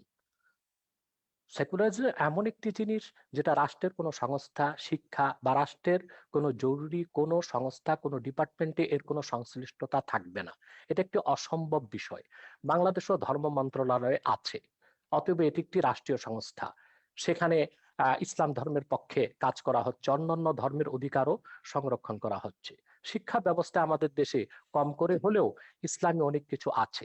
অতএব একেবারেই প্রিন্সিপাল কনসেপশন অফ সেকুলারিজম, ধর্মনিরপেক্ষতার মূল সূত্রে গেলে ধর্মের কোনো অস্তিত্ব কোথাও রাখা যাবে না, সামাজিক জীবনেও না, রাষ্ট্রীয় জীবনেও না। দ্বিতীয়ত, ধন্যবাদ শাহরিয়ার কবির সাহেবকে, যিনি খেলাফত ব্যবস্থাকে স্বীকার করেছেন। আলহামদুলিল্লাহ, খেলাফত প্রতিষ্ঠিত হবার আগ পর্যন্ত খেলাফত প্রতিষ্ঠার জন্য কাজ করা যাবে না, এটা গণতন্ত্রের কনসেপশনের সম্পূর্ণ বিপক্ষে যায়। কারণ আমার গণতন্ত্রের কনসেপশনস এর মধ্যে আছে বাক স্বাধীনতা, রয়েছে নিজস্ব আদর্শের লালন প্রচার প্রসার। অতএব প্রতিটি মুসলমান ইসলামের মৌলিক নীতিতে বিশ্বাসী, তারা ইসলামী রাষ্ট্র ব্যবস্থা খেলাফতকে বিশ্বাস করে। অতএব তার প্রচার ও প্রসারের জন্য তারা আন্দোলন করতে পারে, রাজনীতি করতে পারে, ওয়াজ মাহফিলের মধ্যে তারা কোরআন সুন্নাহ ভিত্তিক ইসলামী রাষ্ট্র ব্যবস্থার কথা তুলে ধরতে পারেন। এটা প্রতিটি মুসলিমের গণতান্ত্রিক অধিকার। দ্বিতীয়ত, যারা ধর্মের দোহাই দিয়ে নারী নির্যাতন করেছে, নিপীড়ন করেছে স্বাধীনতা যুদ্ধের আগে, তাদের সাথে ইসলামের কোনো সম্পর্ক নেই। এইরকম ব্যক্তি যাদের সাথে ইসলামের সম্পর্ক নেই, ইসলামের পরিচয় দেয়, তাদেরকে ইসলাম একটি পারিভাষিক নাম দিয়েছে মোনাফেক। এবং মোনাফিকের ব্যাপার আল্লাহ তাআলা বলেছেন, ইন্নাল মুনাফিকিনা ফিদ দারকিল আসফালি মিনান নার। মোনাফিকরা জাহান্নামের সর্বনিকৃষ্ট স্তরে থাকবে। যাদের সাথে ইসলামের কোনো সম্পর্ক নেই কিন্তু ইসলামের পরিচয় দিচ্ছে, তারা মোনাফিক, তাদের দায় ইসলাম গ্রহণ করবে না। কিন্তু বড় দুঃখজনক, বঙ্গবন্ধু যে স্বপ্ন নিয়ে দেশ স্বাধীন করেছে, যে দেশটিতে নির্যাতন থাকবে না, নিপীড়ন থাকবে না, দুর্নীতি থাকবে না, সন্ত্রাস থাকবে না, সংখ্যালঘুদের উপর আঘাত করা হবে না, স্বাধীনতার পরে সেই বাংলাদেশে আমরা দেখতে পেয়েছি অসংখ্য আহ আহ ধর্ষণ হচ্ছে। বাংলাদেশে এখন গণধর্ষণে পরিণত হয়ে গিয়েছে ধর্ষণ। তারপরে যারা বৈপ্লবিক সমাজতন্ত্রে বিশ্বাসী মাওবাদী, তারা বাংলাদেশে তাদের বৈপ্লবিক সমাজতন্ত্র প্রতিষ্ঠা করতে যে কত মানুষকে হত্যা করেছে সর্বহারা সমাজতান্ত্রিকরা, তার কোনো হিসাব মনে হয় গোয়েন্দা সংস্থার কাছেও নেই। সেটার দায়িত্ব সমাজতন্ত্রকে দেওয়া হয় না, সেটার দায়িত্ব গণতন্ত্রকে দেওয়া হয় না, সেটার দায়িত্ব সেকুলারিজমকে দেওয়া হয় না। তাহলে ইসলামের লেবাস ধারণ করে, ইসলামের নাম ব্যবহার করে যারা অনইসলামিক কাজ করবে, সেটার দায় ইসলামের উপর আসবে কেন? সেজন্য ইসলামী রাষ্ট্র ব্যবস্থার বিরোধিতা করা হবে কেন? তৃতীয় যে বিষয়টি সম্মানিত অতিথি শাহরিয়ার কবির সাহেব বলেছেন, যে সংবিধানের বিরোধিতা করা যাবে না। জনগণের জন্য সংবিধান, সংবিধানের জন্য তো জনগণ নয়, জনগণের স্বার্থে বৃহৎ জনগোষ্ঠীর মতামতের ভিত্তিতে সংবিধান পরিবর্তন হতে পারে। যেমন আমাদের সংবিধানের মধ্যে মৌলিক অধিকার ৩য় ভাগের মধ্যে একটি কথা লেখা আছে, রাষ্ট্র ও গণজীবনের সর্বস্তরে নারী পুরুষের সমান অধিকার লাভ করবে। আমরা কি এটা করতে পেরেছি, বা এটা করা কি আদৌ সম্ভব হচ্ছে? যেখানে গণতন্ত্রের প্রসূতি বলা হয় যুক্তরাষ্ট্রকে, সে দেশটিও কি পেরেছে ধর্মনিরপেক্ষতার ভিত্তিতে সে দেশটিকে সাজাতে? মার্কিন যুক্তরাষ্ট্রের সংবিধানে লিখিত আছে কোন নন খ্রিস্টান যুক্তরাষ্ট্রের প্রেসিডেন্ট হতে পারবে না। এটা কি সাম্প্রদায়িকতা নয়? এটা কি ধর্মনিরপেক্ষতার মূলনীতির বিপক্ষে নয়? সে দেশের মধ্যে আরো সাংবিধানিক নিয়ম হচ্ছে যুক্তরাষ্ট্রের প্রেসিডেন্ট যখন শপথ নেবেন বাইবেলে হাত রেখে শপথ নেবেন। এটি কি সাম্প্রদায়িকতার বিরোধী নয়? এবং এটা কি ধর্মনিরপেক্ষতার কনসেপশনের বিপক্ষে যায় না?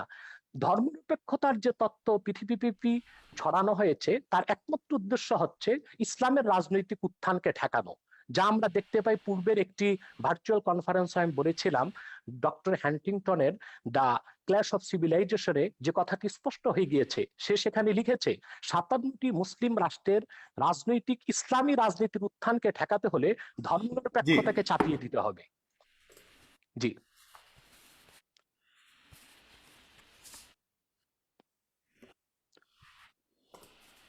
শুনতে পাচ্ছেন সাগর সাহেব?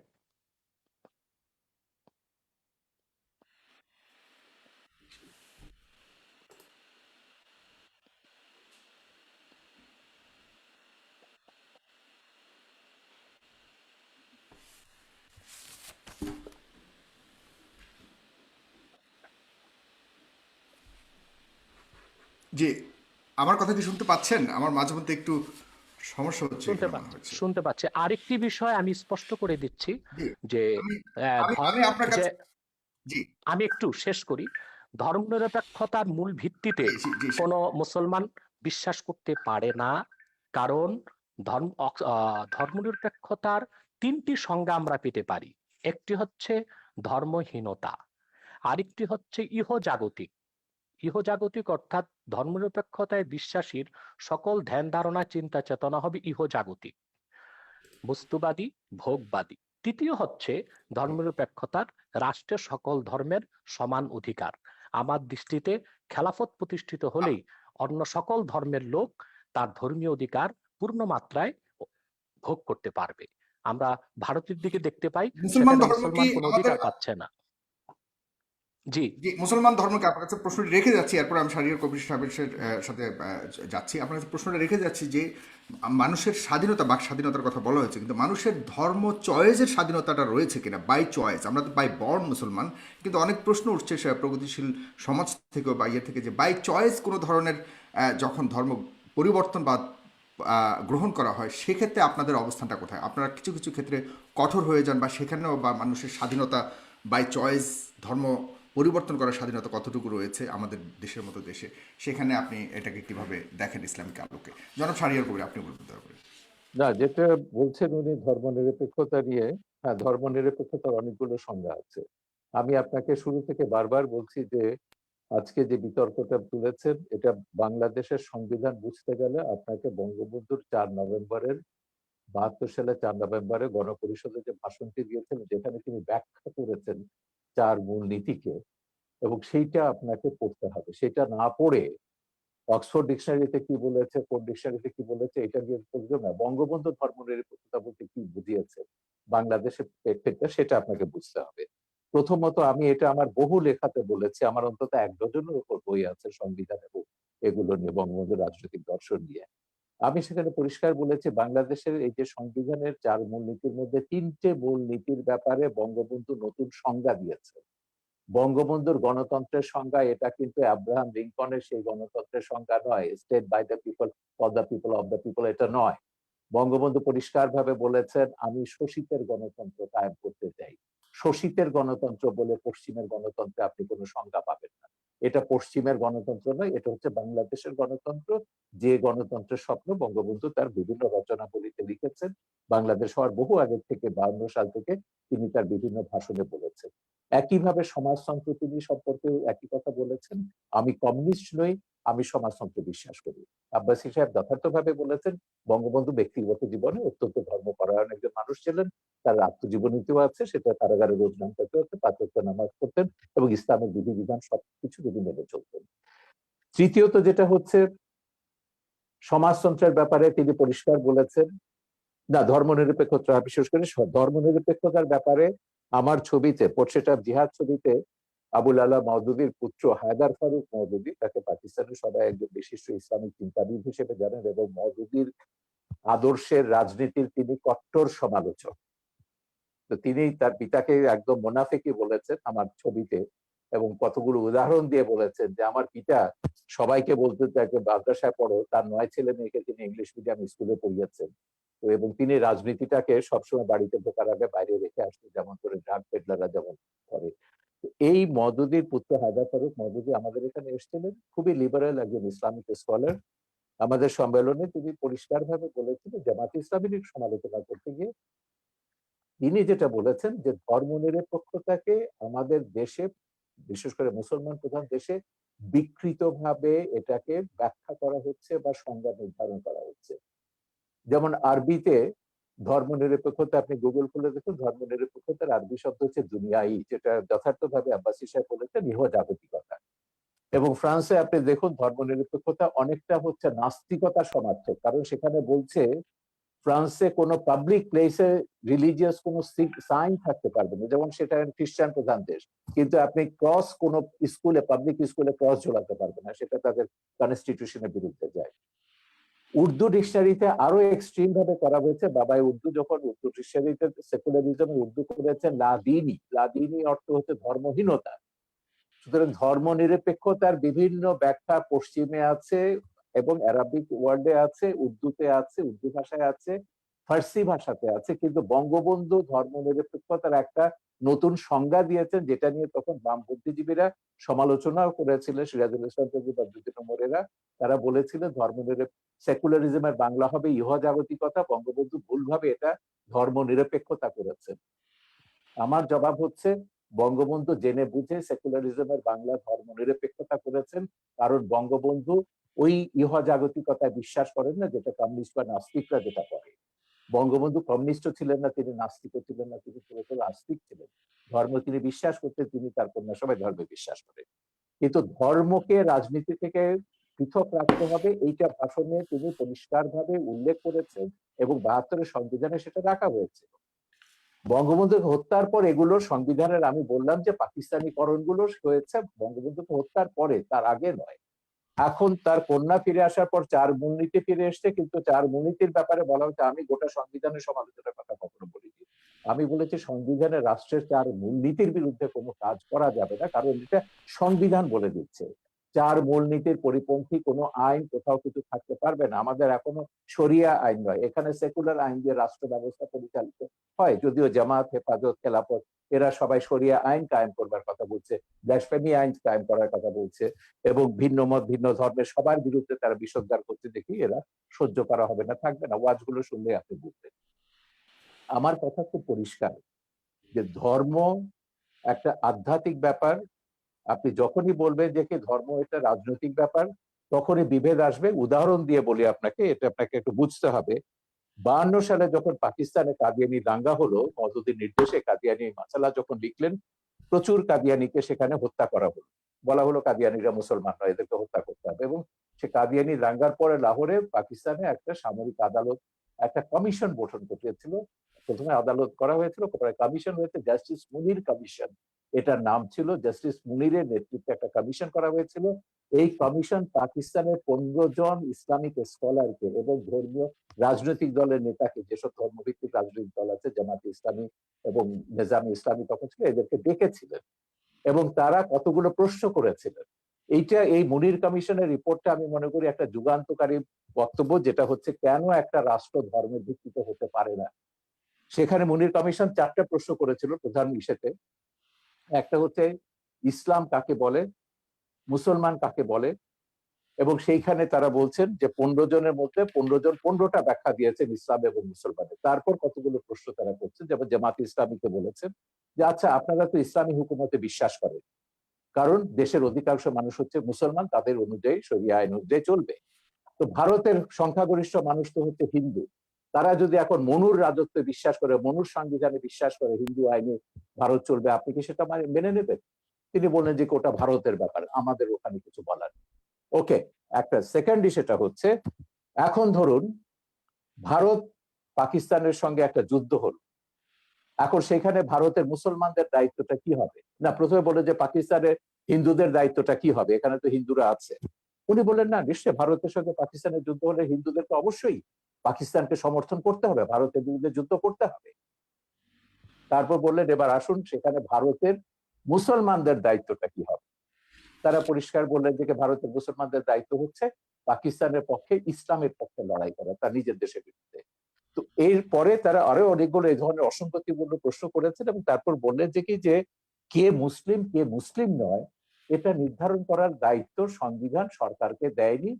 এটা যদি করতে হয় তাহলে এখানে হানাহানি, সংঘর্ষ এটা চলতেই থাকবে। সুতরাং ওই যে কাদিয়ানীদেরকে তখন যত মুসলমান অমুসলিম ঘোষণার দাবি করেছিল, তখন তারা বলেছিলেন এটা রাষ্ট্রের এখতিয়ার নয়, এটা ধর্মের এখতিয়ার, এবং ইসলামেও আছে মোহাম্মদের উম্মতদের মধ্যে এতগুলো ভাগ হবে, কতগুলো ৭৩টা ভাগ হবে, এবং তারা কি কোথায় কি যাবে, বেহেশতে যাবে না দোজখে যাবে, আমি সেই বিতর্কে যাচ্ছি না। ইসলামের এগুলো ভাগ নিয়ে তিনি যেমন বলেন, মদদি নিয়ে তাদের মধ্যে আলেমদের মধ্যে দ্বিমত আছে, খেলাফত নিয়ে দ্বিমত থাকতে পারে, মদদিরা বিশ্বাস করে, জামাত বিশ্বাস করে তারা গণতান্ত্রিক ভাবে ক্ষমতা যাবে, যে মদদি গণতন্ত্রকে একসময় কুফরি মতবাদ বলেছিলেন, নির্বাচনকে তিনি শিকারী কুকুরের দৌড় বলেছিলেন, পরে তারা আবার নারী নেতৃত্বকে হারাম বলেছিলেন, এগুলো পরে সবই তারা মেনে নিয়েছে।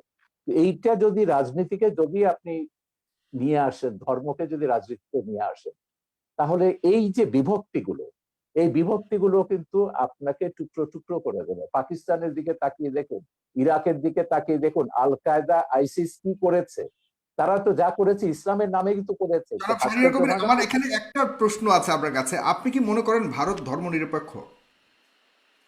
ভারত সাংবিধানিক ভাবে ধর্মনিরপেক্ষ, কিন্তু বর্তমানে ভারত যেটা করছে এটাকে মোটেই ধর্মনিরপেক্ষ বলা যাবে না। ওকে, সেখানে ধর্মনিরপেক্ষ তার আসল জড়াজড়ি দিয়েছে। সেখানকার যে ধর্মীয় জনগোষ্ঠী রয়েছে সেখানে কি উগ্র পন্থা রয়েছে কিনা আপনি কি মনে করেন? অবশ্যই আছে, এবং সেখানে তো তার বিরুদ্ধে লড়াই করতে হবে। সেখানকার হিন্দুদের প্রধান দায়িত্ব হচ্ছে সেকুলারিজমে যেসব হিন্দুরা বিশ্বাস করেন সেখানকার সংখ্যালঘু মুসলমানদের প্রোটেকশন এবং রক্ষার দায়িত্ব তাদের। হিন্দু মৌলবাদের যে উত্থান হয়েছে বর্তমানে, সেটাকে আপনি কতটুকু বিশ্বাস করেন এবং সেই হিন্দু মৌলবাদের সর্বশক্তির সহায়তা নিয়ে বর্তমানে বিজেপি সরকার অধীন রয়েছেন? আমি এটা কখনো অস্বীকার করছি না, আমি মানা করলাম কখন? এটা ভারত জি, কেন বলছেন? সারা বিশ্বব্যাপী এখন মৌলবাদের ধর্মের নামে উন্মাদনা হচ্ছে, ভারতে হিন্দু ধর্মের নামে হচ্ছে। সাউন্ডটা বেশি আমাদের মুসলিম ধর্ম নিয়ে কেন হচ্ছে সেটাই প্রশ্ন আর কি। কে বলছে? কে মুসলিম নিয়ে কথা বলছে? আমি মায়ানমারে যখন বুদ্ধিস্ট মঙ্করা যখন মুসলিম নিধন নিয়ে কথা বলছে, সবচেয়ে বেশি রোহিঙ্গাদের ব্যাপারে নির্মূল কমিটি কথা বলেছে, আমাদের সংগঠন কথা বলেছে, আমরা কমিশন গঠন করেছি, আন্তর্জাতিক সেমিনার অন্তত কয়েক ডজন ইন্টারন্যাশনাল সেমিনার করেছি যে বার্মাতে বুদ্ধিস্ট মঙ্কদের একটা গোষ্ঠী, আমি গোটা বৌদ্ধ ধর্মকে বলবো না, মঙ্করা, আমি কখনো ইসলাম ধর্ম বলছি না, হিন্দু ধর্ম বলছি না, কিছু ধর্ম ব্যবসায়ী রাজনৈতিক মতলবে ধর্মকে ব্যবহার করছে, ইহুদি ধর্মের নামে যেমন করছে, হিন্দু ধর্মের নামে হচ্ছে, ইসলাম ধর্মের নামে হচ্ছে, খ্রিস্টান ধর্মের নামে হচ্ছে, এমনকি সবচেয়ে শান্তির ধর্ম যেটা বলা হয় বৌদ্ধ ধর্ম, সেই নামেও কিন্তু হচ্ছে। ভারত বার্মাতে হচ্ছে, সিলনে হচ্ছে, এগুলো আমরা দেখছি। সারা বিশ্বব্যাপী দক্ষিণ পন্থার এই তাণ্ডব গুলো আমরা দেখছি। এই জন্যই আমরা বলছি হিন্দু মৌলবাদের কথাটা শেষ করতে দিন, হিন্দু আমি মৌলবাদের চাইছি, আমি কোন মৌলবাদকে সাপোর্ট করি না, এমনকি নাস্তিকরাও যখন মৌলবাদীদের ভাষায় কথা বলে সেই নাস্তিকতাকেও আমি সমর্থন করি না।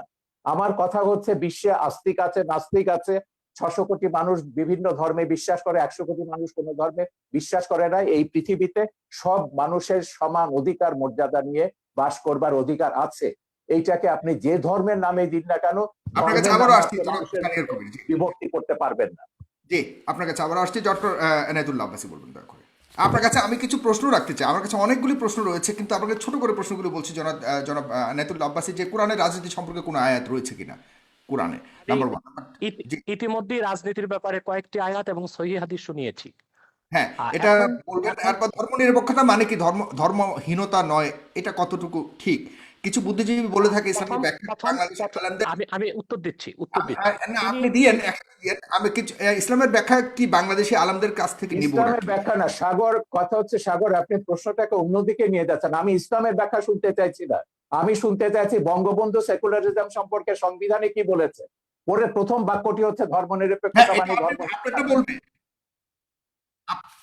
হ্যাঁ, আপনারটা বলবে, আমি পাশাপাশি অন্য কিছু প্রশ্ন আসছে সেটাই আমি দিচ্ছি, উনি একসাথেই বলবেন সবগুলো। আপনাদের ইসলামীয় জনাব রাজনৈতিক সাগর উদ্দেশ্য সাহেব, কি, এবং এটা তো বলে গেছেন। আহ, জি, আপনি বলুন দরকার, জি। জি, প্রথম কথা হচ্ছে তিনি একটি কথা স্বীকার করেছেন, ধর্মহীনতা বা সেকুলারিস্টের অর্থ ইহ জাগতিক, এই অর্থে বঙ্গবন্ধু বাংলাদেশে ধর্মনিরপেক্ষতা চাননি। যেহেতু ধর্মনিরপেক্ষতার আবিষ্কার কখন থেকে, এই তত্ত্বটা পৃথিবীকে কে দিল, এখানে স্পষ্ট ইতিহাসের মধ্যে আছে, secularism was first used by the British writer George Holyoake in 1851। 1851 সালে ব্রিটিশ লেখক তিনি জর্জ হলিওক তিনি প্রথম ধর্মনিরপেক্ষতার তত্ত্ব আবিষ্কার করেছেন। এখন সেই তত্ত্ব অনুযায়ী যদি বঙ্গবন্ধু ধর্মনিরপেক্ষতা না ধর্মহীনতা হয় কিংবা ইহজাগতিক একটিও না হয়, তাহলে তো ধর্মনিরপেক্ষতার সংজ্ঞাটি বদলে দেওয়া উচিত। যেহেতু তিনি বলে ধর্মনিরপেক্ষতার দিয়েছেন তো, যে তিনি না তো, সেকুলারিজমের তাহলে ইহজাগতিক সংবিধানও, কথাটাই তাহলে সংবিধানও ধর্মনিরপেক্ষতা এই নামটি না থাকা উচিত, সেটার ভিন্ন না একটি না, নাম হওয়া উচিত। সে আমি শেষ ইহজাগতিকতা করি, বা একটু একটু ধর্মহীনতা নয়। একটু একটু একটু শেষ করি। যেহেতু বঙ্গবন্ধুর ধর্মনিরপেক্ষতার তত্ত্ব যারা আবিষ্কার করেছে তাদের সাথে মোটেও মিল নেই, অতএব সেই ধর্মনিরপেক্ষতা নামটি পরিবর্তন করে দিলে আমাদের দেশে সংঘাত কিংবা ইসলামী চিন্তাবিদদের সাথে জেনারেল শিক্ষিতদের দ্বন্দ্ব অনেকটাই কমে যায় এবং চিন্তার বিনিময় হয় ও বুঝার ক্ষেত্রে খুব সুবিধা হয়ে থাকে। দ্বিতীয় যে কথাটি শাহরিয়ার কবির সাহেব বলেছেন, যে বারবার তিনি পাকিস্তানের প্রসঙ্গ আর মওদুদির প্রসঙ্গ টেনে আনেন। পাকিস্তান আমাদের কোন আদর্শ নয়, বা আবুল আলা মওদুদিও চিন্তা চেতনা বা ইসলামের সংজ্ঞা নেবার ক্ষেত্রে কোনো ধরনের আমাদের মডেল নয়, আদর্শ নয়। কাদিয়ানি সম্প্রদায় নিঃসন্দেহে অমুসলিম এবং কাফের, এটা কোরআন হাদিস এবং ইজমাই উম্মতের সর্বস্বীকৃত সিদ্ধান্ত অনুযায়ী প্রতিষ্ঠিত, কারণ তারা খাতমে নবুয়তকে বিশ্বাস করে না। আল্লাহ এক, আল্লাহর একত্বে এবং কারো শরীক এরা নাই। হত্যার যোগ্য, তাই তো? শেষ করতে দেন, একটু এদেরকে শেষ হত্যা করছি করাটা আমি, বৈধ। একটু একটু হুম। একটু শেষ করছি আমি। দ্বিতীয়ত, হ্যাঁ হুজুর, আল্লাহ যদি এক, একটু সাপ্লিমেন্ট করে শেষ করি, তাহলে সুবিধা একটু হয়, শেষ আপনি করি, সাথে সাথে জবাব দিতে পারবেন, শেষ জি। করি, আমি শেষ করছি। আল্লাহ এক, আল্লাহর একত্বে কারো শরীক নেই। ঠিক সেভাবে মোহাম্মদ সাল্লাল্লাহু আলাইহি সাল্লামকে আল্লাহ তাআলা ১৫০০ বছর আগে প্রেরণ করে নবুয়ত ও রিসালাতের দরজা চিরতরে বন্ধ করে দিয়েছেন। ওনার পরে আজ পর্যন্ত কোনো প্রকারই নবী কিংবা রাসূল আসে নাই, কিয়ামত পর্যন্ত আসবে না। এটাকে বলা হয় আকীদায়ে খাতমে নবুয়ত। এই আকীদা খাতমে নবুয়তকে যে বিশ্বাস করবে না, নিঃসন্দেহে সে অমুসলিম এবং কাফের। সেজন্য কাদিয়ানী সম্প্রদায় অমুসলিম এবং কাফের, এটা ৫৭টি মুসলিম রাষ্ট্রের অধিকাংশ মুসলিম রাষ্ট্রেই সংসদীয়ভাবে বিল পাস করে ঘোষণা করা হয়েছে। দুঃখজনক আমাদের বাংলাদেশে এখনই হয়নি, কারণ বাংলাদেশে কাদিয়ানীদের পক্ষাবলম্বন করার জন্য প্রচুর বুদ্ধিজীবী নামের বুদ্ধি প্রতিবন্ধী আছে। এখন হত্যার কথা এসেছে, আমরা যদি পাকিস্তানের সেই সময়ের আন্দোলনটা দেখি, হযরত আল্লামা মাহমুদুল হাসান, মুফতি শফি সাহেব রহমতুল্লাহ সহ ইসলামী চিন্তাবিদগণ যখন আন্দোলন করেছেন, কাদিয়ানি বিরোধী আন্দোলনে ১০,০০০ মুসলমান শাহাদাত বরণ করেছে। আমি জানতে চাই, কাদিয়ানি কয়জনকে হত্যা করা হয়েছে পাকিস্তানে, তার কোনো হিসাব কি দিতে পারবেন শাহরিয়ার কবির সাহেব? অথচ কাদিয়ানীদেরকে অমুসলিম ঘোষণার দাবি আদায় করতে যে পাকিস্তানে ১০,০০০ মুসলমান শাহাদাত বরণ করেছে, কারণ চরম সেকুলারির ধর্মনিরপেক্ষ ভুট্টো মুসলমানদের বিপক্ষে অবস্থান নিয়েছিল। ১০,০০০ মুসলমানের রক্তের বিনিময়ে কাদিয়ানীদেরকে রাষ্ট্রীয়ভাবে পাকিস্তান সরকার অমুসলিম ঘোষণা করেছিল। তৃতীয় যে বিষয়, ইসলামের সংজ্ঞা কোন বুদ্ধিজীবী কি দিল সেটা পরের কথা। আল্লাহ তাআলা স্পষ্ট কোরআনে বলেছেন, আল্লাহ তাআলা স্পষ্ট করে দিয়েছেন কোরআনে, কে মুসলিম কে অমুসলিম, কে কাফের কে মুমিন। এখন মনে করুন আমাদের শাহরিয়ার কবির সাহেব নিজকে নিশ্চয়ই মুসলিম পরিচয় দিচ্ছেন, কিন্তু কোরআনের কোথাও উনি যে মুসলিম ওনার নামটি খুঁজে পাওয়া যাবে না, তাই বলে কি ওনাকে মুসলিম বলা যাবে না? আপনি সাগর, আপনার নাম কোরআন কারীমে কোথাও নেই যে সাগর একজন মুসলিম ব্যক্তি, আপনাকে কিভাবে আমি মুসলিম বলবো? কে মুসলিম কে অমুসলিম সেই সংজ্ঞা কোরআন দিয়েছে।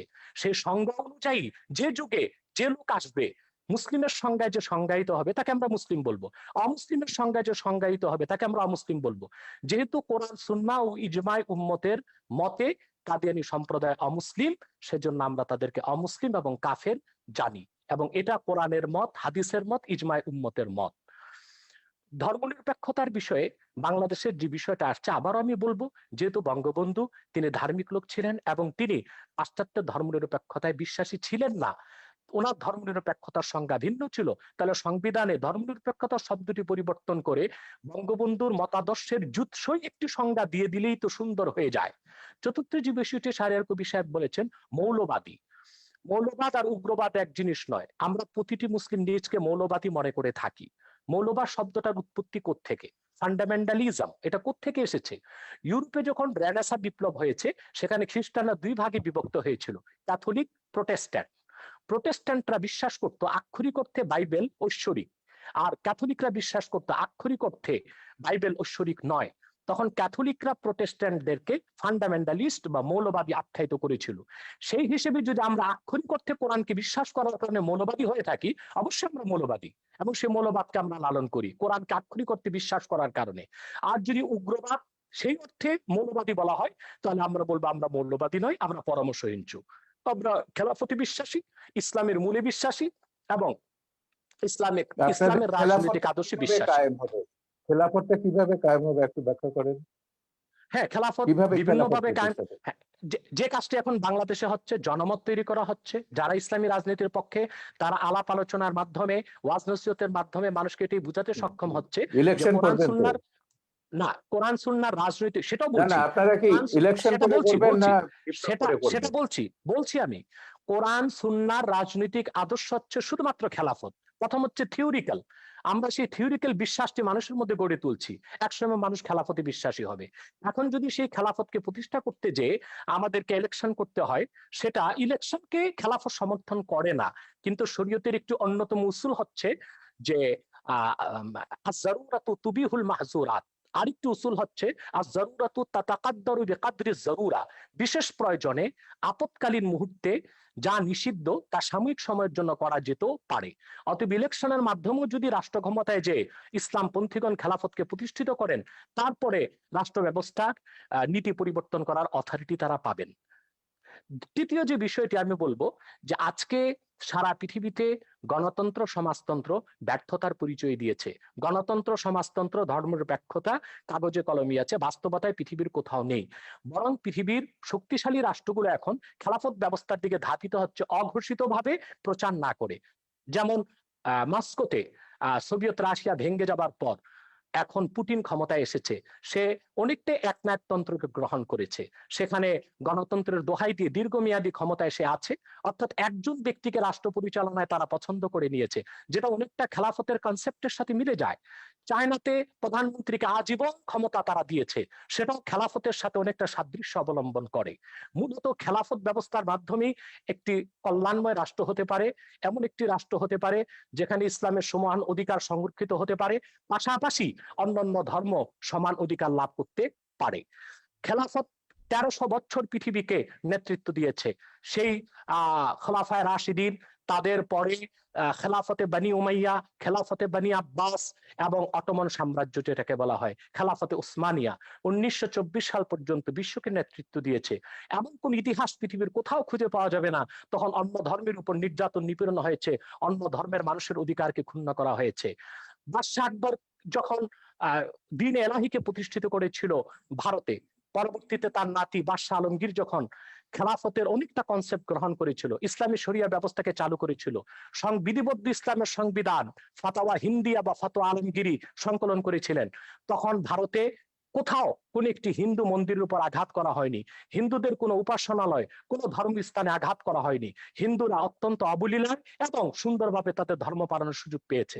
অথবা খেলাফত রাষ্ট্র প্রতিষ্ঠিত হলেই অন্য ধর্মের মানুষ তার ধর্মীয় অধিকার পালন করতে পারে এবং সুযোগ সুবিধা গ্রহণ করতে পারে, এবং পৃথিবীকে একদিন আবার ফিরে আসতে হবে খেলাফতের দিকেই, এবং মুসলিম বিশ্বগুলো আবার খেলাফতের দিকে ফিরে আসবে। সেটাও একটি চিরন্তন সত্য কথা। আপনাকে অনেক ধন্যবাদ। প্রায় 20,000 মানুষ এই মুহূর্তে একসাথে আমাদের অনুষ্ঠানটি দেখছে। দর্শক, আপনারা অবশ্যই এই 20,000 মানুষ যারাই দেখছেন তারা অবশ্যই আমাদের পেজটিকে লাইক দেবেন, এবং আমাদের যে ইউটিউব চ্যানেলটি আছে সেখানে একটু পরে এটা আবারও প্রচারিত হবে, সেখানে আপনারা দেখতে পাবেন। যারা প্রথম থেকে দেখতে পারেননি তারা অবশ্যই আমাদের ইউটিউব চ্যানেলটিকে সাবস্ক্রাইব করবেন। জনাব শাহরিয়ার কবির আপনার কাছে আসছে, আপনার অনেক শুনেছেন জনাব ডক্টর এনায়েতুল্লাহ আব্বাসীর কথা। আপনার কাছে আমি আরেকটি প্রশ্ন করতে চাই যে আপনি ধর্মীয় আলোকে শিক্ষা ব্যবস্থার ঘোর বিরোধিতা করেছেন। এবং কিছু কিছু বিষয়ে আপনি অনেক আপত্তি তুলেছেন বিভিন্ন সময়ে।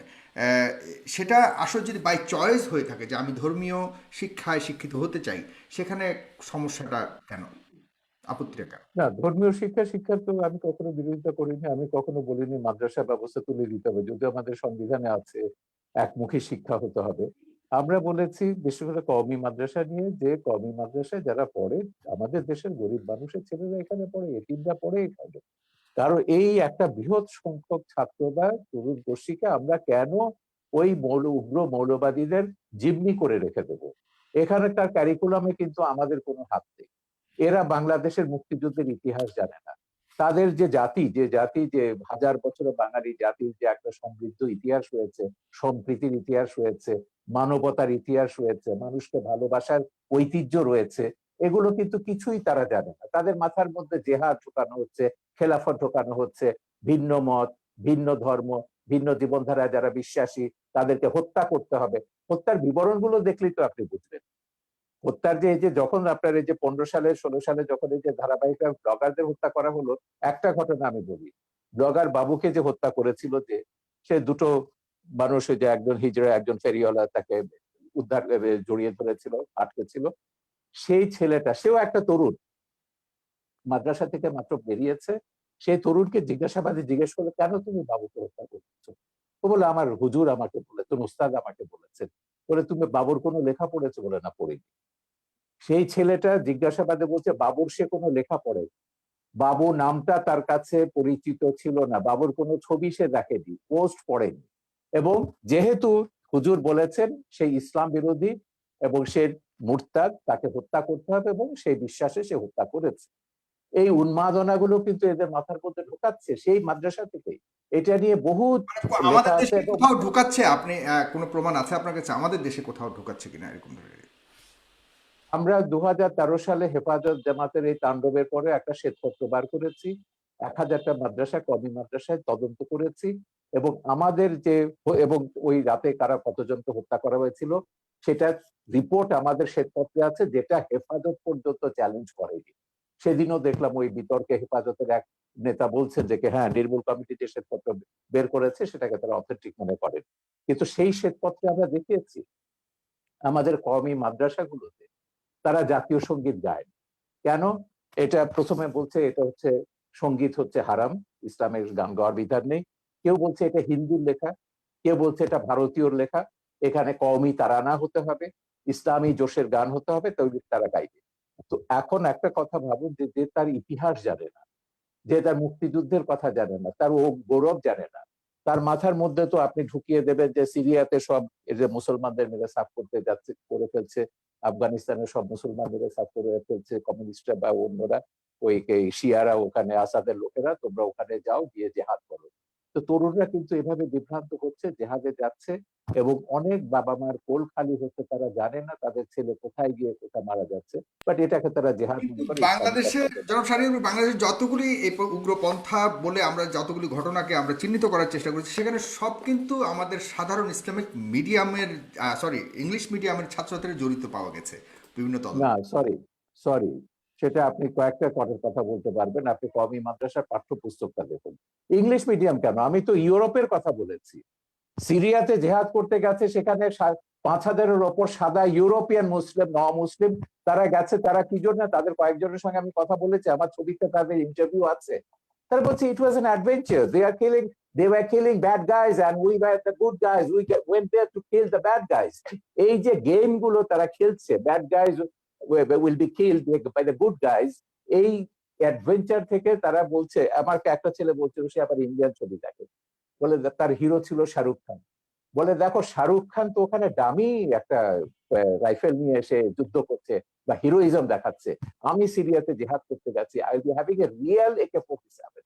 সো এইটা হচ্ছে এক ধরনের উন্মাদনা মানুষের মগজে তৈরি করা হয়েছে, এবং সেই উন্মাদনার কারণে এরা গেছে সেখানে জেহাদ করে, তারপর অনেকে ফিরে এসছে, অনেকে মারা গেছে। কিন্তু এই যে উন্মাদনাটা আপনি তৈরি করে দিচ্ছেন সারা পৃথিবীর তরুণ সম্প্রদায়ের মধ্যে, আজকে তো ইন্টারনেটের প্রযুক্তির কারণে আপনি এইগুলো, এই উন্মাদনা, আমার কথা হচ্ছে খুব পরিষ্কার, আপনি শান্তিপূর্ণভাবে আপনার ধর্ম প্রচার করুন, পালন করুন। কেন একজনকে বাধ্য করবেন? কেন বলবেন সে ধর্ম ছেড়ে চলে গেছে তাকে গলা কাটতে হবে? আমার নামে জামাত বলেন, এই সমস্ত তথাকথিত মৌলবাদীদের হাজারটা ফতোয়া রয়েছে ইউটিউবে, ফেসবুকে, কিভাবে আমাকে জবাই করতে হবে, এবং সেটা ধারালো তরবারি দিয়ে না, বলেছে ঘাড়ের উপর দিয়ে করতে হবে বোতা তরবারি দিয়ে। এগুলো তো সব আমরা জাহানারি ইমামের আন্দোলনের শুরু থেকে দেখছি, যে তাদেরকে মুরতাদ কাফের ট্যাগ লাগিয়ে দাও, ট্যাগ লাগিয়ে তাদেরকে হত্যা করো। উনি যেমন বললেন যে শারিয়ার কবির তো ইসলাম, মুসলমান নয় মুরতাদ। এখন এই জিনিসটা হচ্ছে, আমি এইগুলো পরিষ্কারভাবে বলেছি, আমি মুসলমান কি মুসলমান না কোন বান্দাকে আমি দায়িত্ব দেইনি সেকে প্রমাণ করবার জন্য বা আমাকে ট্যাগ লাগাবার জন্য। আমি যদি মুসলমান না হই, আল্লাহ আমাকে শাস্তি দেবেন। আল্লাহ ছাড়া আর কারো বিধান এই বিষয়ে, কে মুসলমান কে মুসলমান নয়, কোন বান্দার বিধান আমি প্রগতিশীল সমাজ থেকে যে দাবি করা হচ্ছে কে মুসলমান নয় কে মুসলমান, সেক্ষেত্রে সেটাকেও আপনি কিভাবে দেখছেন? মানে মানে কোন প্রগতিশীল আমরা সমাজের দাবি আমরা করছি? আমরা অনেক সময় বলে থাকি বুদ্ধিজীবী সম্প্রদায় থেকে বা আমাদের যারা ইয়ের সেখান থেকে বড় থাকে না, এরা রিয়াল মুসলমান নন, এরা উগ্রবাদী। সেই জিনিসটুকু নির্ধারণ করার দায়িত্ব কার? আমরা সবসময় বলেছি ইসলাম একটা শান্তির ধর্ম। হ্যাঁ, ইসলামকে যখনই আপনি সন্ত্রাসের সমর্থক করবেন, যখনই, এই যে আমি আসছি মামুনুল ওখানে। হকের বাবা কি বলেছিলেন, মামুনুল হকের বাবা বাবরি মসজিদ যখন ভাঙলো, মামুনুল হকের বাবা তখন বললেন কি, আজিজুল হক, ইসলাম নামক বৃক্ষটির গোড়ায় পানি নিয়ে রক্ত ঢালতে হবে। তারপর দিন আমি এটা নিয়ে প্রতিবাদ করলাম, আমি বললাম ইসলাম কি ড্রাকুলার ধর্ম? রক্ত পান করে ইসলামকে জীবিত হতে হবে? তাই খ্রিস্টান মিথোলজির মধ্যে যে ড্রাকুলা ক্যারেক্টারটা আছে, এটা পিশাচের ধর্ম, ড্রাকুলা তো একটা পিশাচ। আমার কথা হচ্ছে সেইটাই, শান্তির ধর্ম ইসলামকে কে সন্ত্রাসের ধর্মে রূপান্তরিত করেছে? এই আল কায়দারা, এই আইএসআইএসরা, এই জামাতি আমি আপনার কাছে ওহাবি মৌলবাদী সন্ত্রাসী সালাফি, এরাই ইসলামকে সন্ত্রাসের ধর্ম পরিণত করেছে।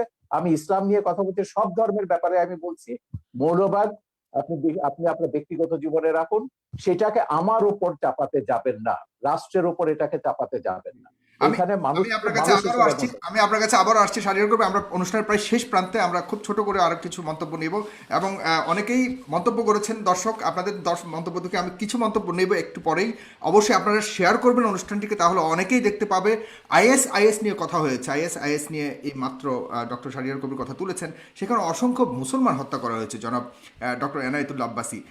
এই যে মুসলমানরা নিজেরা আরেকটা মুসলমানকে হত্যা করা বা কোনো, এটা কোনোভাবে কি জাস্টিফাইড কিনা ধর্মীয় আলোকে? ধন্যবাদ, ধন্যবাদ সাগর আপনাকে। কিন্তু শাহরিয়ার কবির সাহেবের একটি প্রশ্নের উত্তর দিয়েই কথাটি শুরু করা উচিত মনে করছি। তিনি বলেছেন কে মুসলিম কে অমুসলিম এই অথরিটি একমাত্র আল্লাহ তাআলার।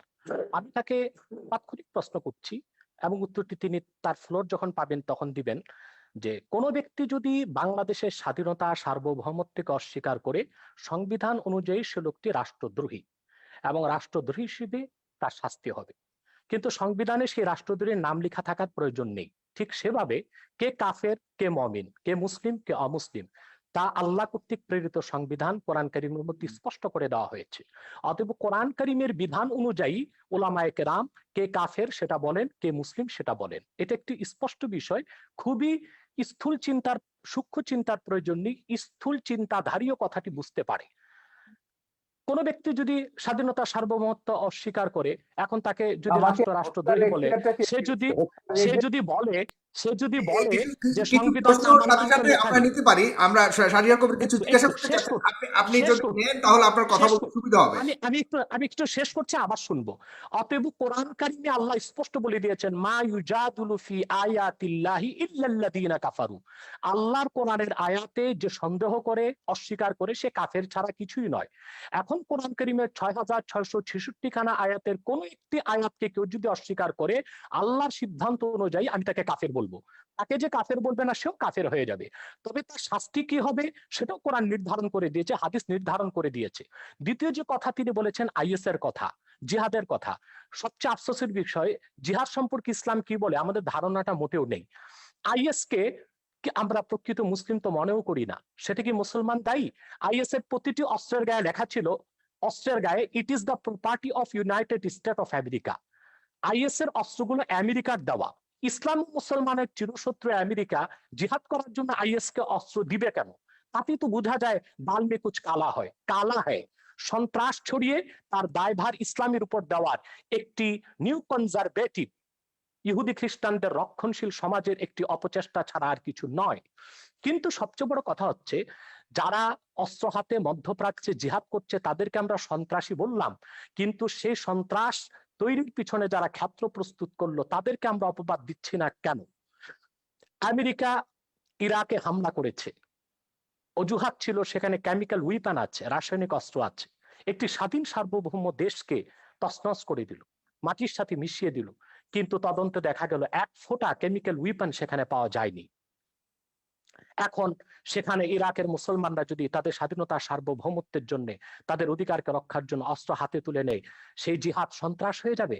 এতটা অযৌক্তিক অবিচার কোনো মানুষ তো মেনে নিতে পারে না।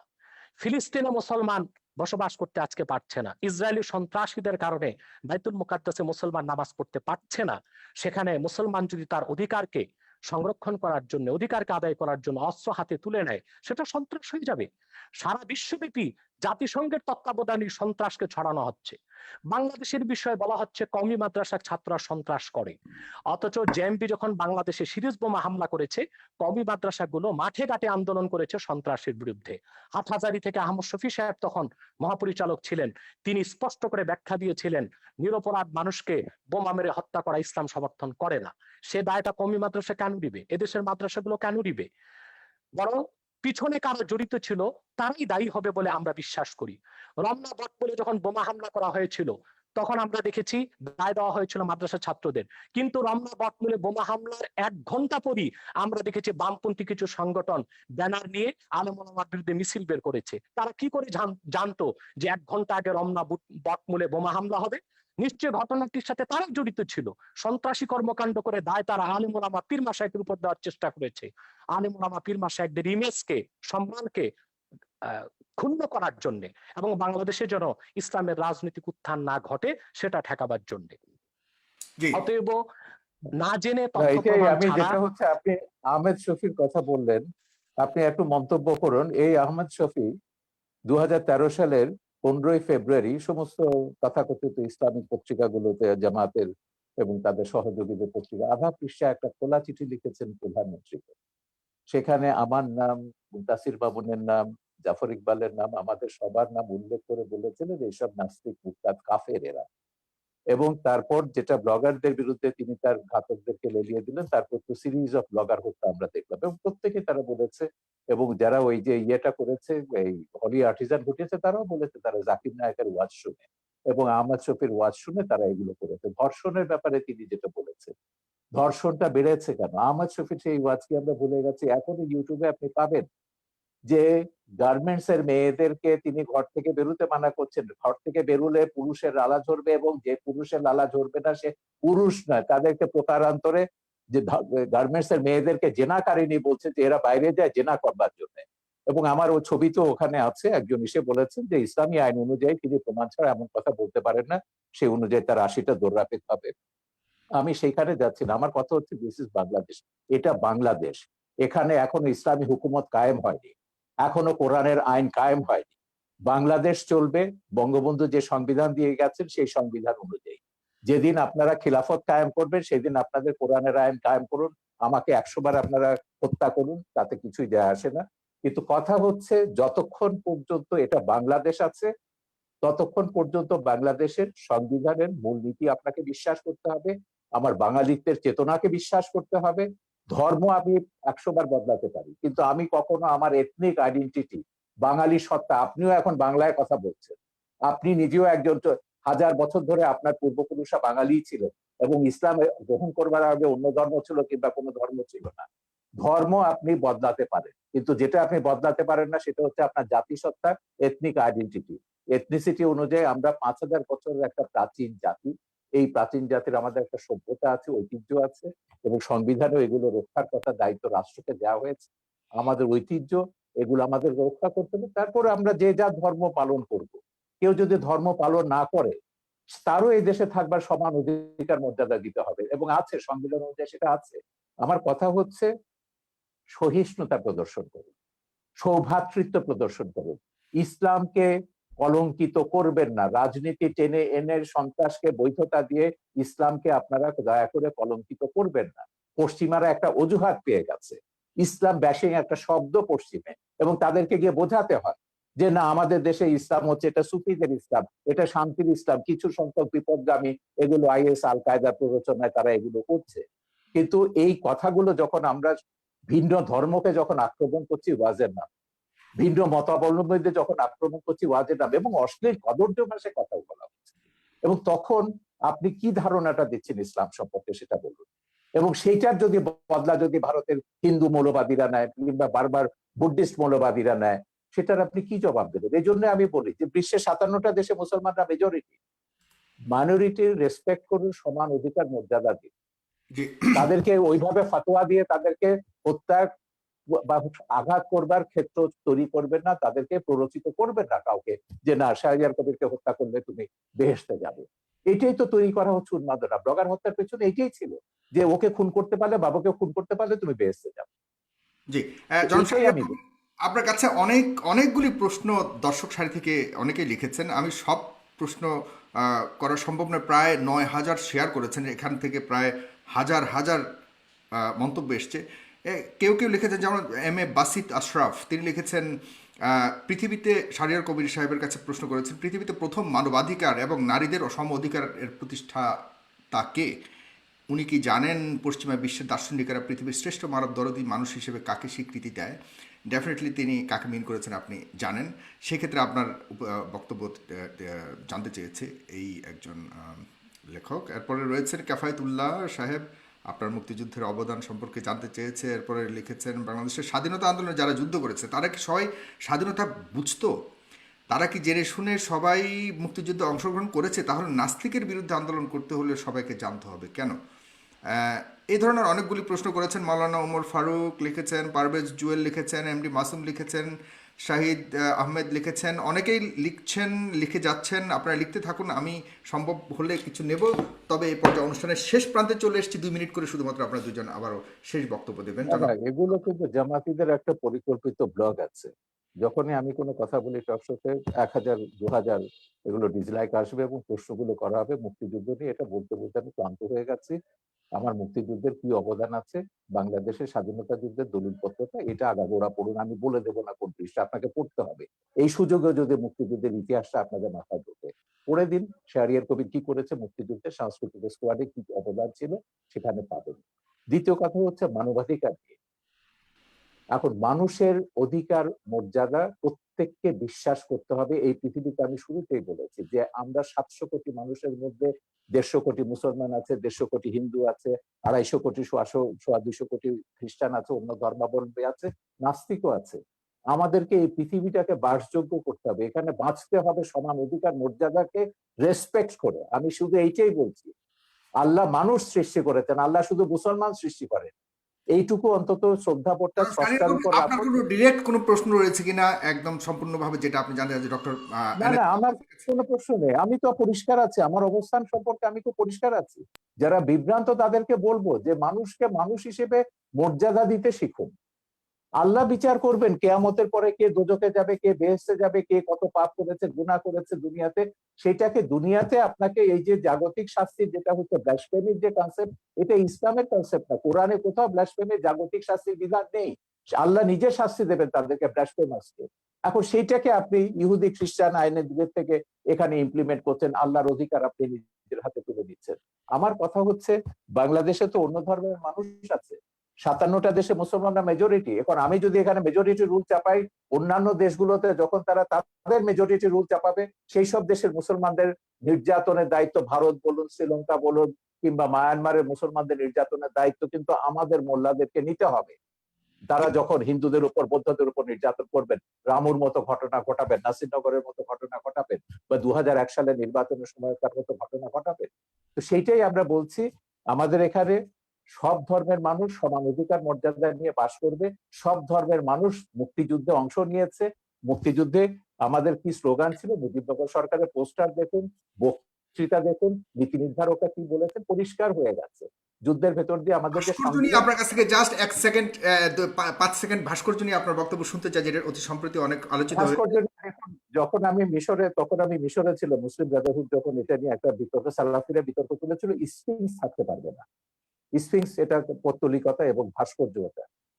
সেখানে একটা সুভেনির বিক্রি করতে একজন সুভেনির বিক্রি এবং বেশ লম্বা দাড়িওয়ালা, চোপ্পা পরা, এই সাথে হুজুর টাইপের।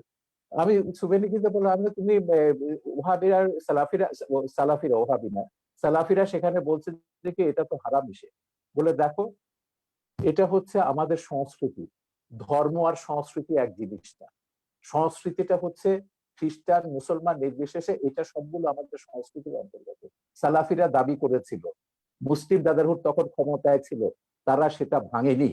তিনি যে বলছেন যেসব দেশ খেলাফতের দিকে যাচ্ছে, বিশেষ করে তুরস্কের কথা তিনি উল্লেখ করলেন, হ্যাঁ তুরস্ক খেলাফতের কথা বলছে, একটা ভাস্কর্য ভেঙেছে, উল্টো তারা নাকি এখন বঙ্গবন্ধুর ভাস্কর্য বসাবে আঙ্কারাতে। এই হচ্ছে ইসলাম, যেটা এরদোয়ান তুরস্কে করছে। তুরস্কে আমি হযরত জালালউদ্দিন রুমির বিশাল ভাস্কর্য দেখেছি, অন্যান্য ইসলামিক সুফিদের ভাস্কর্য দেখেছি, ইরানে আমি সুফিদের ভাস্কর্য দেখেছি। তো ভাস্কর্যের সঙ্গে ইসলামের বিরোধ আছে, যেটা বলেন এটা সম্পূর্ণ রাজনৈতিক পক্ষপাতী। ভাস্কর্য সভ্যতার অংশ, ইতিহাসের অংশ, ইতিহাসের মহানায়ক সেটা ইসলামিক স্কলার আছেন, অন্যান্য আছেন, স্কলাররা আছেন, মিশরে যান, ইসলামিক স্কলার কেন, বুদ্ধিজীবীদের দেখবেন, সঙ্গীতকারদের দেখবেন, উম্মে কুলসুম বিশাল আরব বিশ্বের সবচেয়ে পপুলার গায়িকা, তার বিশাল ভাস্কর্যে ভাস্কর্য আছে। ভাগাভাগি চলছে, এটা কি আপনি মনে করেন যে রাজনৈতিক কোনো ঘৃণিত এটা পুরো রাজনীতি, এর সঙ্গে ইসলামের কোনো সম্পর্ক নেই, একদম রাজনীতি। মোল্লা ইসলামিক? ওমর যেটা আফগানিস্তানে করেছে সেই কাজটাই তারা এখানে রিপিট করছে। মোল্লা ওমর এখানে কারা বলতে কারা ইসলামের কারা কারা করছে বর্তমানে বাংলাদেশে, যে আপনি ভাস্কর্য ভাঙার পেছনে কাদেরকে দায়ী তারা তো করবেন? সবগুলো, তারা তো ঘোষণা দিয়ে করছে, খেলাফত, হেফাজত, যারা ইসলামী শাসনতান্ত্রিক আন্দোলন বা তাদেরকে যারা সাপোর্ট করে, যাদের পেছনে জামাত বিএনপি তো রয়েছে, রাজশাহীতে যাদের পেছনে রাজশাহীতে আমরা আইএসআই দেখেছি রয়েছে। আওয়ামী লীগের নেতাদেরকে গ্রেফতার করা হয়েছে। আরে ওটা বাঘা যতীনেরটা তো কাগজে বেরিয়েছে, এটা স্কুল কমিটি নিয়ে তাদের মধ্যে দ্বন্দ্ব, এটার সঙ্গে ভাস্কর্য ভাঙার কোনো সম্পর্ক নেই। ওকে, ভাস্কর্য নিয়ে 2013 সাল থেকে বঙ্গবন্ধু এখানে উপলক্ষ, বঙ্গবন্ধুর গায়ে হাত দিয়েছে বলে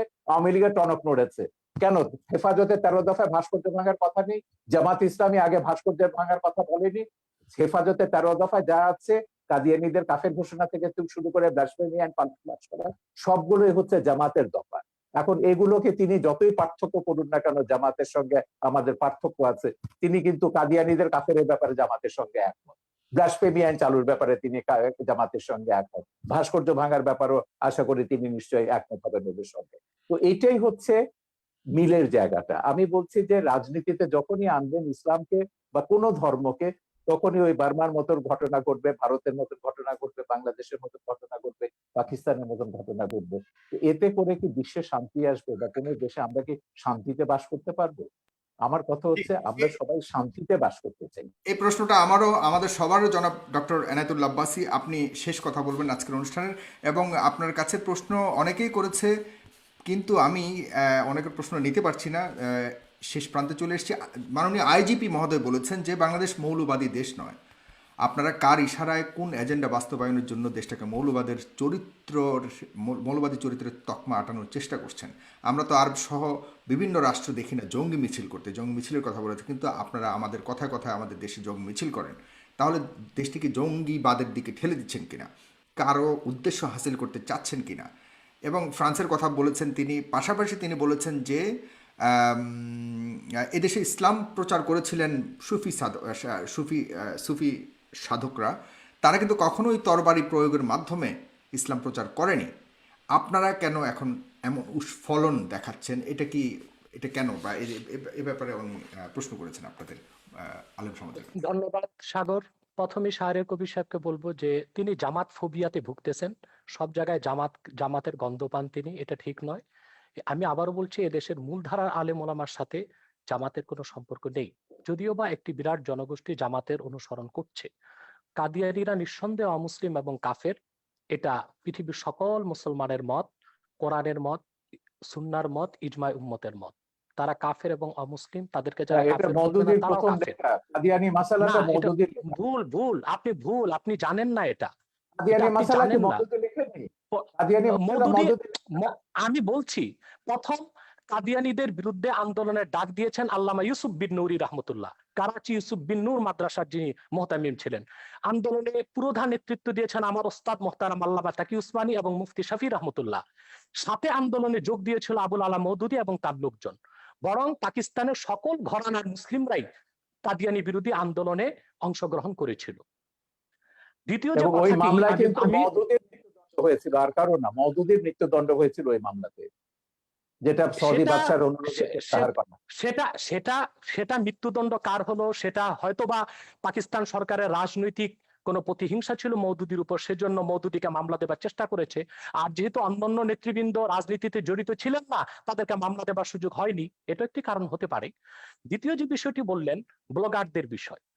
ব্লগারদেরকে কারা হত্যা করেছে তাদেরকে আপনারা দায়ী করলেন, কিন্তু ব্লগারদেরকে বাক স্বাধীনতার দোহাই দিয়ে, মুক্ত চিন্তা লালন করার দোহাই দিয়ে ইসলাম এবং ইসলামের মূলনীতির বিরুদ্ধে অকথ্য ভাষায় গালিগালাজ বিষোদগার তারা যে করলো, তখন রাষ্ট্রীয়ভাবে তাদেরকে কেন বাধা দেওয়া হয়নি?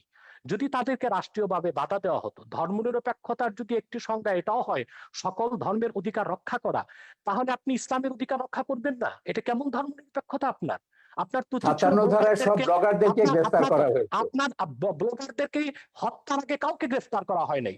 যখন সরকার দেখেছে একটি ব্লগার বাংলাদেশে আর বেঁচে থাকবে না, তখন ব্লগারদের নিরাপত্তার জন্য তাদেরকে গ্রেফতার করা হয়েছে।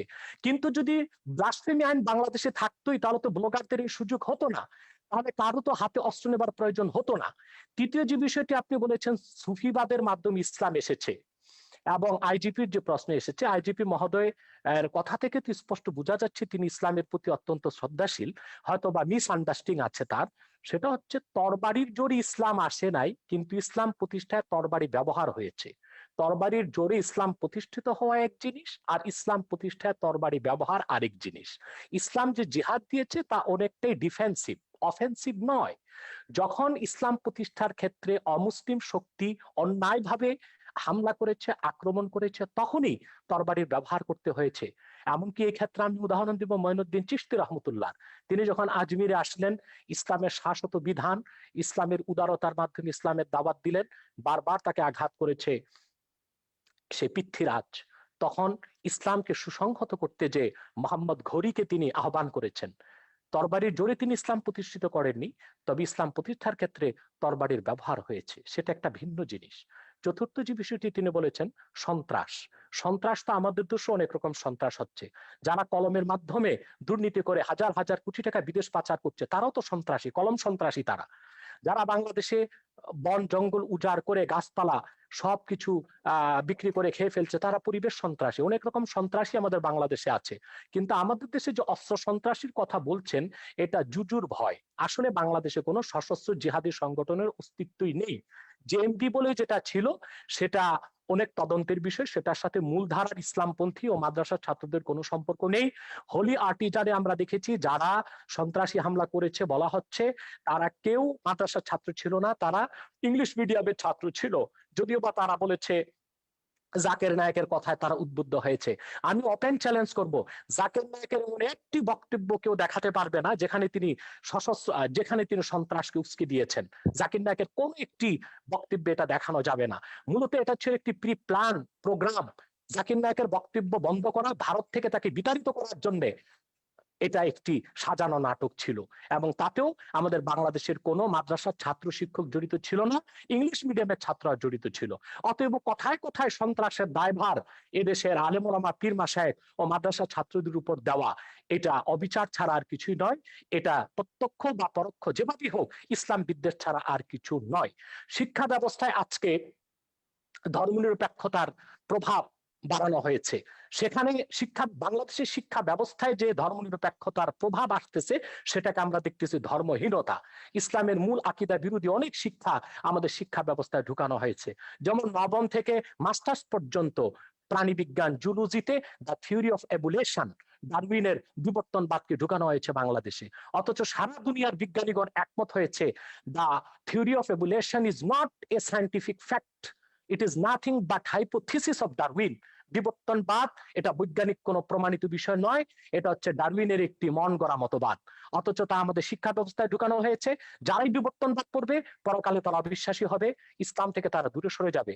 অত্যন্ত কৌশলে ধর্মনিরপেক্ষতা যে সংজ্ঞাতেই আমাদের দেশে বলা হোক, বঙ্গবন্ধু যে সংজ্ঞায় ধর্মনিরপেক্ষতার কথা বলেছিলেন, আজ ধর্মনিরপেক্ষতার ধ্বজাধারীরা বঙ্গবন্ধু সেই আদর্শে নেই। তারা ধর্মনিরপেক্ষতাকে ধর্মহীনতার দিকে নিয়ে যাচ্ছে। অতএব যদি প্রকৃত অর্থেই বঙ্গবন্ধুর ধর্মনিরপেক্ষতাকে সংবিধানে প্রতিষ্ঠিত করা হয়, সেটা ধর্মহীনতা নয়, বরং তার নাম পরিবর্তন করে এমন একটি নাম দেওয়া দরকার যেটার সাথে ধর্মনিরপেক্ষতার কোনো সম্পর্ক প্রমাণিত হবে না। ধন্যবাদ সাগর ধর্ম আপনাকে। নিরপেক্ষতা বঙ্গবন্ধুর দেয়া নাম। সেকুলারিজম বাংলা তর্জমা তিনি ধর্ম নিরপেক্ষতায় করেছেন। রাষ্ট্র ধর্মের ব্যাপারে নিরপেক্ষ থাকবে, সব নাগরিক সমান অধিকার মর্যাদা ভোগ করবে, এটাই হচ্ছে বঙ্গবন্ধু ধর্ম নিরপেক্ষতার সার কথা।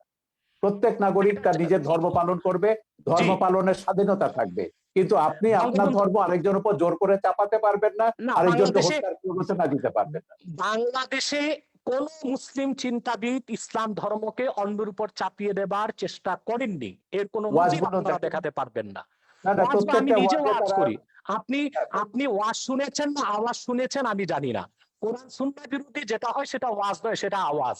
বাংলাদেশে অনেক নিম্নমানের বক্তব্য বের হয়ে গিয়েছে, যারা গলাবাজির মাধ্যমে ওয়াজ করতেছে, সেটাকে আমরা ওয়াজ বলি না, সেটাকে আমরা আওয়াজ বলি। তাদের আচ্ছা, বক্তব্য দেলোয়ার অথেন্টিক হোসেন নয়। সাইদির ওয়াজকেও আপনি ওয়াজ বলবেন না? সাইদি আপনি সাহেব কি তো দেলোয়ার, দীর্ঘদিন যাবৎ ময়দানে নেই। তার উনি তো তার ওয়াজ দীর্ঘদিন যাবৎ কিন্তু ময়দানে নেই। ইউটিউবে আছে, তার বহু ওয়াজ ইউটিউবে আছে, আমার ছবিতেও আছে। বলুন তিনি একজন প্রকৃত ওয়াজকারী কিনা। তিনি বলেছেন যে অন্য ধর্মের মানুষকে হত্যা করতে, তিনি এটা আমি বলেছেন যদি কোন বক্তব্যে? আমি যদি দেখাতে পারি আমি তার এক বক্তব্য আমার শুনেছি, তিনি ছবিতে, আমি আমার আমি ছবিতে নিজে যেটা দেখেছি। আমি জি, আপনাকে বলি, এদের যে ওই যে মুফতি হান্নানের উপর যে ছবিটা বানিয়েছি, যে সাইদির একজন খুব ঘনিষ্ঠ অনুসারী ছিল যখন সে জামাত করতো, সে প্রত্যেকের নাম ধরে বলেছে, শামসুর রহমান থেকে শুরু করে হুমায়ুন আজাদ থেকে শুরু করে তসলিমা। আমি বলে দেখে লেখা পড়েছে, বলে না লেখা পড়েনি, কিন্তু আমাদের হুজুররা বলেছেন এরা ইসলাম বিরোধী, এরা মুরতাদ, এরা কাফের এবং এরা ওয়াজিবুল কাতাল, ওদেরকে যেখানে পাওয়া যাবে সেখানে হত্যা করতে হবে। এটা পড়ছে, এটা জিহাদ ছবিতে আমি দেখেছি। ওয়াজের সাইদির বক্তব্য আছে, হান্নানের বক্তব্য আছে, মুফতি হান্নানের বক্তব্য আছে, আপনি দেখে নিন, ইউটিউবে পাবেন। আমার মনে হয় জালাল হোসেন সাইদি সাহেব এতটা পাতলা কথা বলার লোক নয়, যদিও বা আমি তার অনেক বক্তব্য শুনিনি। তবে আমি তার একটি বক্তব্য দেখেছি, তিনি যখন বা ধর্ম মন্ত্রণালয়ের স্থায়ী কমিটির সদস্য ছিলেন, তিনি হিন্দুদের পূজা মণ্ডপও গিয়েছেন এবং তাদেরকে নিরাপত্তার ব্যবস্থা করেছেন, সেটাও তো প্রমাণ রয়েছে। তা আপনি এবং কিভাবে 71 বলবেন যে সালে তিনি হিন্দুদের কি করেছেন সেটা ট্রাইব্যুনালে প্রমাণ হয়েছে। 71 সালে তিনি হিন্দুদের উপর কি করে জোর করে তাকে মুসলমান বানিয়েছেন, তাকে পাকিস্তানিদের ধরিয়ে দিয়েছেন, ও সাক্ষীরা তো ট্রাইব্যুনালে এগুলো প্রমাণ করেছে। সেটা তো ট্রাইব্যুনালের বিষয়। কিন্তু দেলোয়ার হোসেন সাইদি সাহেব মানি ওয়াজ নয়, আর দেলোয়ার হোসেন সাইদি সাহেব মানি এদেশের আলেম ওলামা নয়। সেটা একটি বিচ্ছিন্ন বিষয়কে টেনে সকল আলেম ওলামা, পীর মাশায়েখ এবং ওয়াজ আমি নসিহতের উপর জানি যে সাইদির এভাবে যে দায় চাপিয়ে পপুলার দেওয়া উচিত ওয়াজকারী হবে না। আর কেউ নেই বাংলাদেশে। হ্যাঁ, বাংলাদেশে সেটা তার যতজন ওয়াজকারী আছে সবচেয়ে পপুলার, সবচেয়ে বেশি ফলোয়ার হচ্ছে সাইদির, এবং আপনি বাসে টাসে সব জায়গায় সাইদির ওয়াজই শুনবেন। তো যাই হোক, তাতে আমার তো কথা আপনি হচ্ছে তাতে তো আপনি প্রমাণ আমার কথা করছেন হচ্ছে তিনি আব্বাসী সাহেব, জনপ্রিয়, তিনি এদেশের আব্বাসী মানুষের মন সাহেব, জয় করতে পেরেছিলেন। ঠিক আছে আব্বাসী সাহেব, আমার কথা হচ্ছে আপনি আগেও বলেছেন আমি ইসলাম বা কোনো ধর্মের বিরুদ্ধে নয়, আপনি শান্তিপূর্ণভাবে ওয়াজ করুন, ইসলামে আহ্বান করুন, কিন্তু সন্ত্রাস, হানাহানি, একে মারো, ওকে ধরো, ওকে জবাই করো, এগুলো, এই হুমকি, রাষ্ট্রকে ইসে করতে হবে, এটা করতে হবে, জেহাদ করতে হবে, এই জেহাদ মানে তো এই যে উগ্রতা, এবং এই উগ্রতার কারণে আপনি কিন্তু ওই যে ইরাকের কথা বলেছেন, আপনি কোথায় ছিলেন আমি জানি না, ইরাকে যখন রাত্রেবেলা আমেরিকা আক্রমণ করলো, আমরা পরের দিন বিশাল মিছিল বার করেছিলাম ইরাকে আমেরিকার হামলার বিরুদ্ধে। এখন ইরাকে কি করেছে? ইরাকে তো একটা সেকুলার ইস্যু ছিল, ইরাক ছিল সাদ্দাম হোসেনের, এবং সেই সেকুলার কি ইস্যুর পরে করতো কি হলো, সেজন্য ইরাকে, মিছিল করেছেন। ইরাক, হ্যাঁ ইরাক তারপর তো একটা ইসলামিক রাষ্ট্রে পরিণত হলো, এখন তারা জিহাদ করছে। যাই হোক, আমরা আমেরিকার যত জায়গাতে জেহাদিদের, এই যে তালেবান, আল কায়দা, এটা আমার ছবিতেই আছে, আমেরিকা কি করে এদেরকে তৈরি করেছে, জেহাদকে, পলিটিক্যাল ইসলামকে কিভাবে আমেরিকা মদদ দিচ্ছে, এটা আমার ছবিতেই আছে। সোভিয়েত ইউনিয়নকে ধ্বংস করবার জন্য আমেরিকা পলিটিক্যাল ইসলামকে সবুজ বলয় তৈরি করেছে লাল বলয়ের পাশে। এইটা আজকে সর্বজন বিদিত সত্য। আমেরিকা এখন তৈরি করে, এখন তারা নিজেরা ফ্রাঙ্কেনস্টাইনের ভয় দেখছে, 9/11-এর মতো ঘটনা করছে। তো আমেরিকানদের বলেছে, জামাত ইসলামীকে তো এখনো তারা মডারেট ইসলামিক পার্টি মনে করে, এখনো জামাত প্রেম তাদের কাটেনি। পরশুদিন আমেরিকার স্টেট ডিপার্টমেন্টের সঙ্গে আমাদের একটা দীর্ঘ ওয়েবিনার হয়েছে। তো আমেরিকা বলুন, আমেরিকার শয়তানিও আমরা জানি, ধর্ম নিয়ে যারাই রাজনীতি করেছে তারাই সংখ্যালঘুদের উপর, মানুষের সমান অধিকার মর্যাদার উপর আঘাত করেছে। এগুলো আমাদের ভুলে যেতে হবে। আমাদের কথা হচ্ছে সমাজে সংখ্যা গরিষ্ঠ থাকবে, সংখ্যালঘিষ্ঠ থাকবে, আস্তিক থাকবে, নাস্তিক থাকবে, আমাদের কি করে আমরা শান্তিতে বাস করব, দেশটাকে এগিয়ে নিয়ে যাব। আপনি ধর্ম প্রচার করুন না, শান্তিপূর্ণভাবে ধর্ম প্রচার করার অধিকার তো সংবিধান আপনাকে দিয়েছে। বঙ্গবন্ধুর ওই যে ধর্ম নিরপেক্ষতার যে ব্যাখ্যাটা দিয়েছেন, সেখানে বলেছে প্রত্যেক ধর্মের মানুষ শান্তিতে তাদের ধর্ম পালন করবে, প্রচার করবার সব রকম স্বাধীনতা দেওয়া হয়েছে। কেন একটা ধর্ম আপনাকে জোর করে অন্যের উপর চাপিয়ে দিতে হবে? আপনি দাওয়াত দিন শান্তিপূর্ণভাবে, আমাদের কোনো অসুবিধা নেই। কিন্তু শান্তিতে যখন ধর্ম প্রতিপালন করার কথা তো বহু আগে, 1400 বছর আগে আমাদের মহানবী সাল্লাল্লাহু আলাইহি ওয়াসাল্লামও বলে গেছেন। আমার কাছে বলেছেন, আমি সেটাই বলছি, তো আমি সেটাই বলছি, মহানবী কেন, প্রত্যেক মহাপুরুষরাই বলেছে, কোরআনেও আছে, আল্লাহ প্রত্যেক জাতির জন্য আমাদের দেশে নবী অশান্তিটা পাঠিয়েছেন। আপনি কোথায় দেখেছেন? আমি আমি যদি বলি ওয়ার্ল্ড যখন রাজনীতির সঙ্গে ধর্ম যোগ ওয়ার্ল্ড করবে তখন কনটেক্সটে অশান্তি আসবে। উগ্রবাদের কারণ ওই যে পক্ষে উনি যেটা বলেন, আব্বাসী বাংলাদেশ সাহেব যেটা অনেক বললেন, অনেক ভালো অবস্থাতে আছে। জি। আমি তো জানি, আমি তো জানি সেটাকে নষ্ট করবার জন্য তো তারা গৃহযুদ্ধের হুমকি দিচ্ছে এখন। বলেছে 2013 সালের চেয়ে ভয়াবহ ঘটনা ঘটবে যদি বাংলাদেশ থেকে এসব ভাস্কর্য ভাঙা না হয়, সরিয়ে না আনা হয়। গৃহযুদ্ধের হুমকিটা কারা দিচ্ছে? কারা দেশটাকে পরাজয়ের প্রতিশোধ দিতে চাইছে 71-এ? তো আপনি 71-এর পরাজয়ের প্রতিশোধ এখন নেবেন বাংলাদেশকে বললে ওমরের আফগানিস্তান বানিয়ে, আর আমরা চুপচাপ বসে বসে দেখবো? সেজন্য আমরা সরকারকে বলেছি, না, সময় এসেছে, কঠোর ব্যবস্থা নিতে হবে। এই দেশে ধর্মের নামে কোনো সন্ত্রাস অনুমোদন করা যাবে না, সেটা যে কোনো ধর্মের নামে। জি, জনাব আব্বাস সাহেব। জি, জনাব সাগর সাহেব, উনি যে কথা বলেছেন যে আসলে ওনারা যে ধর্মনিরপেক্ষ এবং অসাম্প্রদায়িক রাষ্ট্র চান, পৃথিবীর পৃথিবীর কোন রাষ্ট্রে সেই কল্পিত ধর্মনিরপেক্ষ রাষ্ট্র বাস্তবে নেই, অসাম্প্রদায়িক রাষ্ট্র নেই। সকল এবং অসাম্প্রদায়িকতা আপনাদের ধর্ম খেলাফত পৃথিবীর এবং কোথাও নেই, আছে, আমি খেলাফত দেখাচ্ছি, কোথাও আমি নেই। দেখাচ্ছি, আমি দেখাচ্ছি, আমি দেখাচ্ছি, খোলাফায়ে আমি রাশিদিনে দেখাচ্ছি, প্রমাণ হয়ে আমি গেছে যে দেখাচ্ছি, 3 জন আমি খলিফাকে আপনারা দেখাচ্ছি। হত্যা করেছে, শেষ করি, 3 জন আমি খলিফাকে আপনার কথা বলার সময় কথা মুসলমানরা বলি নাই, হত্যা করেছে। সেটাই বলছি, আমি সেটা বলছি, আমি সেটা বলছি, সেই কল্পিত ধর্মনিরপেক্ষ রাষ্ট্র, কল্পিত অসাম্প্রদায়িক রাষ্ট্র পৃথিবীর কোথাও নেই। যদি ধর্মনিরপেক্ষতা অর্থ এটাই হয় সকল ধর্মের অধিকার রক্ষা, তো বাংলাদেশে ব্লগাররা যখন তখন ইসলাম বিরোধিতা করে, সেটা ইসলামের অধিকারকে ক্ষুণ্ণ করা হয়, তখন ধর্মনিরপেক্ষতা কোথায় থাকে? ব্লগাররা বাক স্বাধীনতার নামে আল্লাহ রসুল মোহাম্মদ সাল্লাহ আলি সাল্লামের আরুষচুম্বী মর্যাদার বিরুদ্ধে বক্তব্য দেয়, তখন ধর্মনিরপেক্ষতার কনসেপ্ট কোথায় থাকে? অতএব ধর্মনিরপেক্ষতা যারা বাংলাদেশে করতে চায় তাদের উদ্দেশ্য হচ্ছে ইসলামকে ঠেকানো, এছাড়া আর কিছুই নয়। দ্বিতীয়, তিনি খেলাফত রাষ্ট্রের কথা বলেছেন। খেলাফতের কথা, খেলাফত হচ্ছে কি? খেলাফত হচ্ছে তানফিজু আহকামিল্লাহি আজ্জা ওয়া জাল্লা, ভূপৃষ্ঠে আল্লাহর বিধানকে প্রতিষ্ঠিত করা। আমি বলবো, যদিও আরবে রাজতন্ত্র প্রচলিত আছে, কিন্তু তা সম্পূর্ণ খেলাফত ভিত্তিক চলছে দেশ। সেখানে বেনামাজিকে 25 বেত্রাঘাত করা হচ্ছে, সেখানে যারা চুরি করছে তাদের হস্তকর্তন হচ্ছে, যারা জেনা করছে তাদেরকে সাঙ্গে সার করছে, এটা খেলাফত। যদিও নামে তা মুলুকিয়াত বা রাজতন্ত্র, যদিও সেটা রাজতন্ত্র, কিন্তু সেখানে খেলাফত আছে এবং খেলাফতের সব সুযোগ সুবিধা আরবের লোকজন গ্রহণ করছে। এবং আমরা দেখতে পাচ্ছি, সেখানে আমরা দেখতে পাচ্ছি দাম্মামে, জেদ্দাতে প্রচুর অমুসলিম খ্রিস্টান আছে, তাদেরকে আলাদা জায়গায় তাদের ধর্মকর্ম পালনেরও ব্যবস্থা দেওয়া হয়েছে। একটি খেলাফত রাষ্ট্রের সমস্ত সুযোগ সুবিধা প্রতিষ্ঠিত আছে, আমরা দেখতে পাচ্ছি আরবে। অতএব দ্বিতীয় আরেকটি বিষয়, খেলাফতের অনেকগুলো ধারা আছে। পীর মুরিদির মাধ্যমে ইসলামের যে দাওয়াত পৃথিবীতে ছড়ানো হচ্ছে, সেটাও খেলাফতের একটা অংশ। এবং খেলাফতের আরেকটা অংশ হচ্ছে দিনের উপর অটল অবিচল থাকা। অধিকাংশ মুসলমান দিনের উপর অটল অবিচল থেকে জীবনযাপন করছে। রাষ্ট্রীয়ভাবে খেলাফত প্রতিষ্ঠা, সেটা মাত্র 100 বছর যাবৎ পৃথিবীতে নেই। 96 বছর আগে অবসান ঘটেছে। অতি দ্রুত মুসলিম রাষ্ট্রগুলো আবার খেলাফত ব্যবস্থায় ফিরে যাবে। আপনি যে তালেবানের কথা বলেছেন, তালেবান সন্ত্রাসী, সে সন্ত্রাসীদের সাথে যুক্তরাষ্ট্র কাতারে চুক্তিবদ্ধ হয়েছে। এখন তো সে আফগানিস্তান আবার খেলাফতের প্রতি ধাবিত হচ্ছে। পৃথিবীর সুপার পাওয়ার আমেরিকা, অন্যান্য খ্রিস্টান রাষ্ট্রগুলো তা তো থামাতে পারলো না। ব্যর্থতা কি পুঁজিবাদের নয়?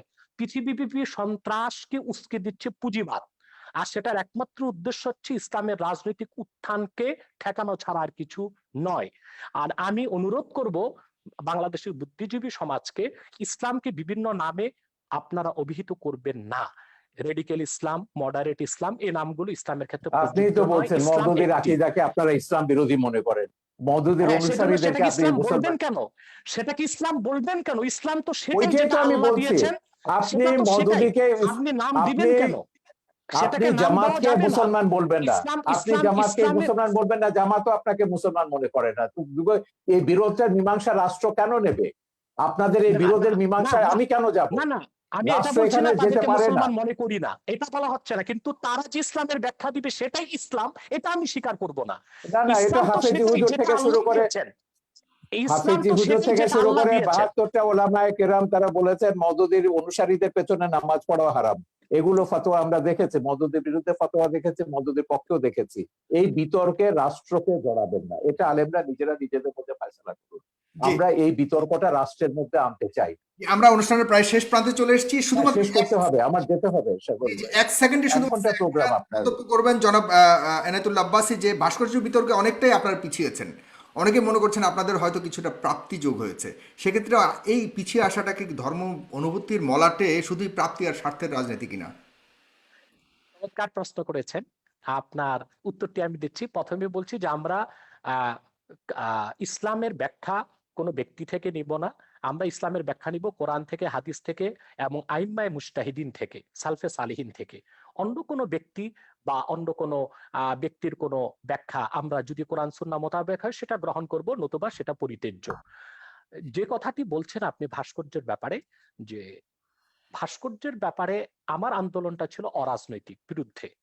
আর অনেকে করেছেন রাজনৈতিক ভাবে, পথে ঘাটে আপনি তারা করেছেন আন্দোলন বলতে কাকে করেছেন। বোঝাচ্ছেন? যে যারা হেফাজতের নেতৃবৃন্দ বা অন্য যারা করেছেন, তারা যেহেতু রাজনৈতিক দল তাদের, সেজন্য তারা রাজনৈতিক ভাবে করেছেন।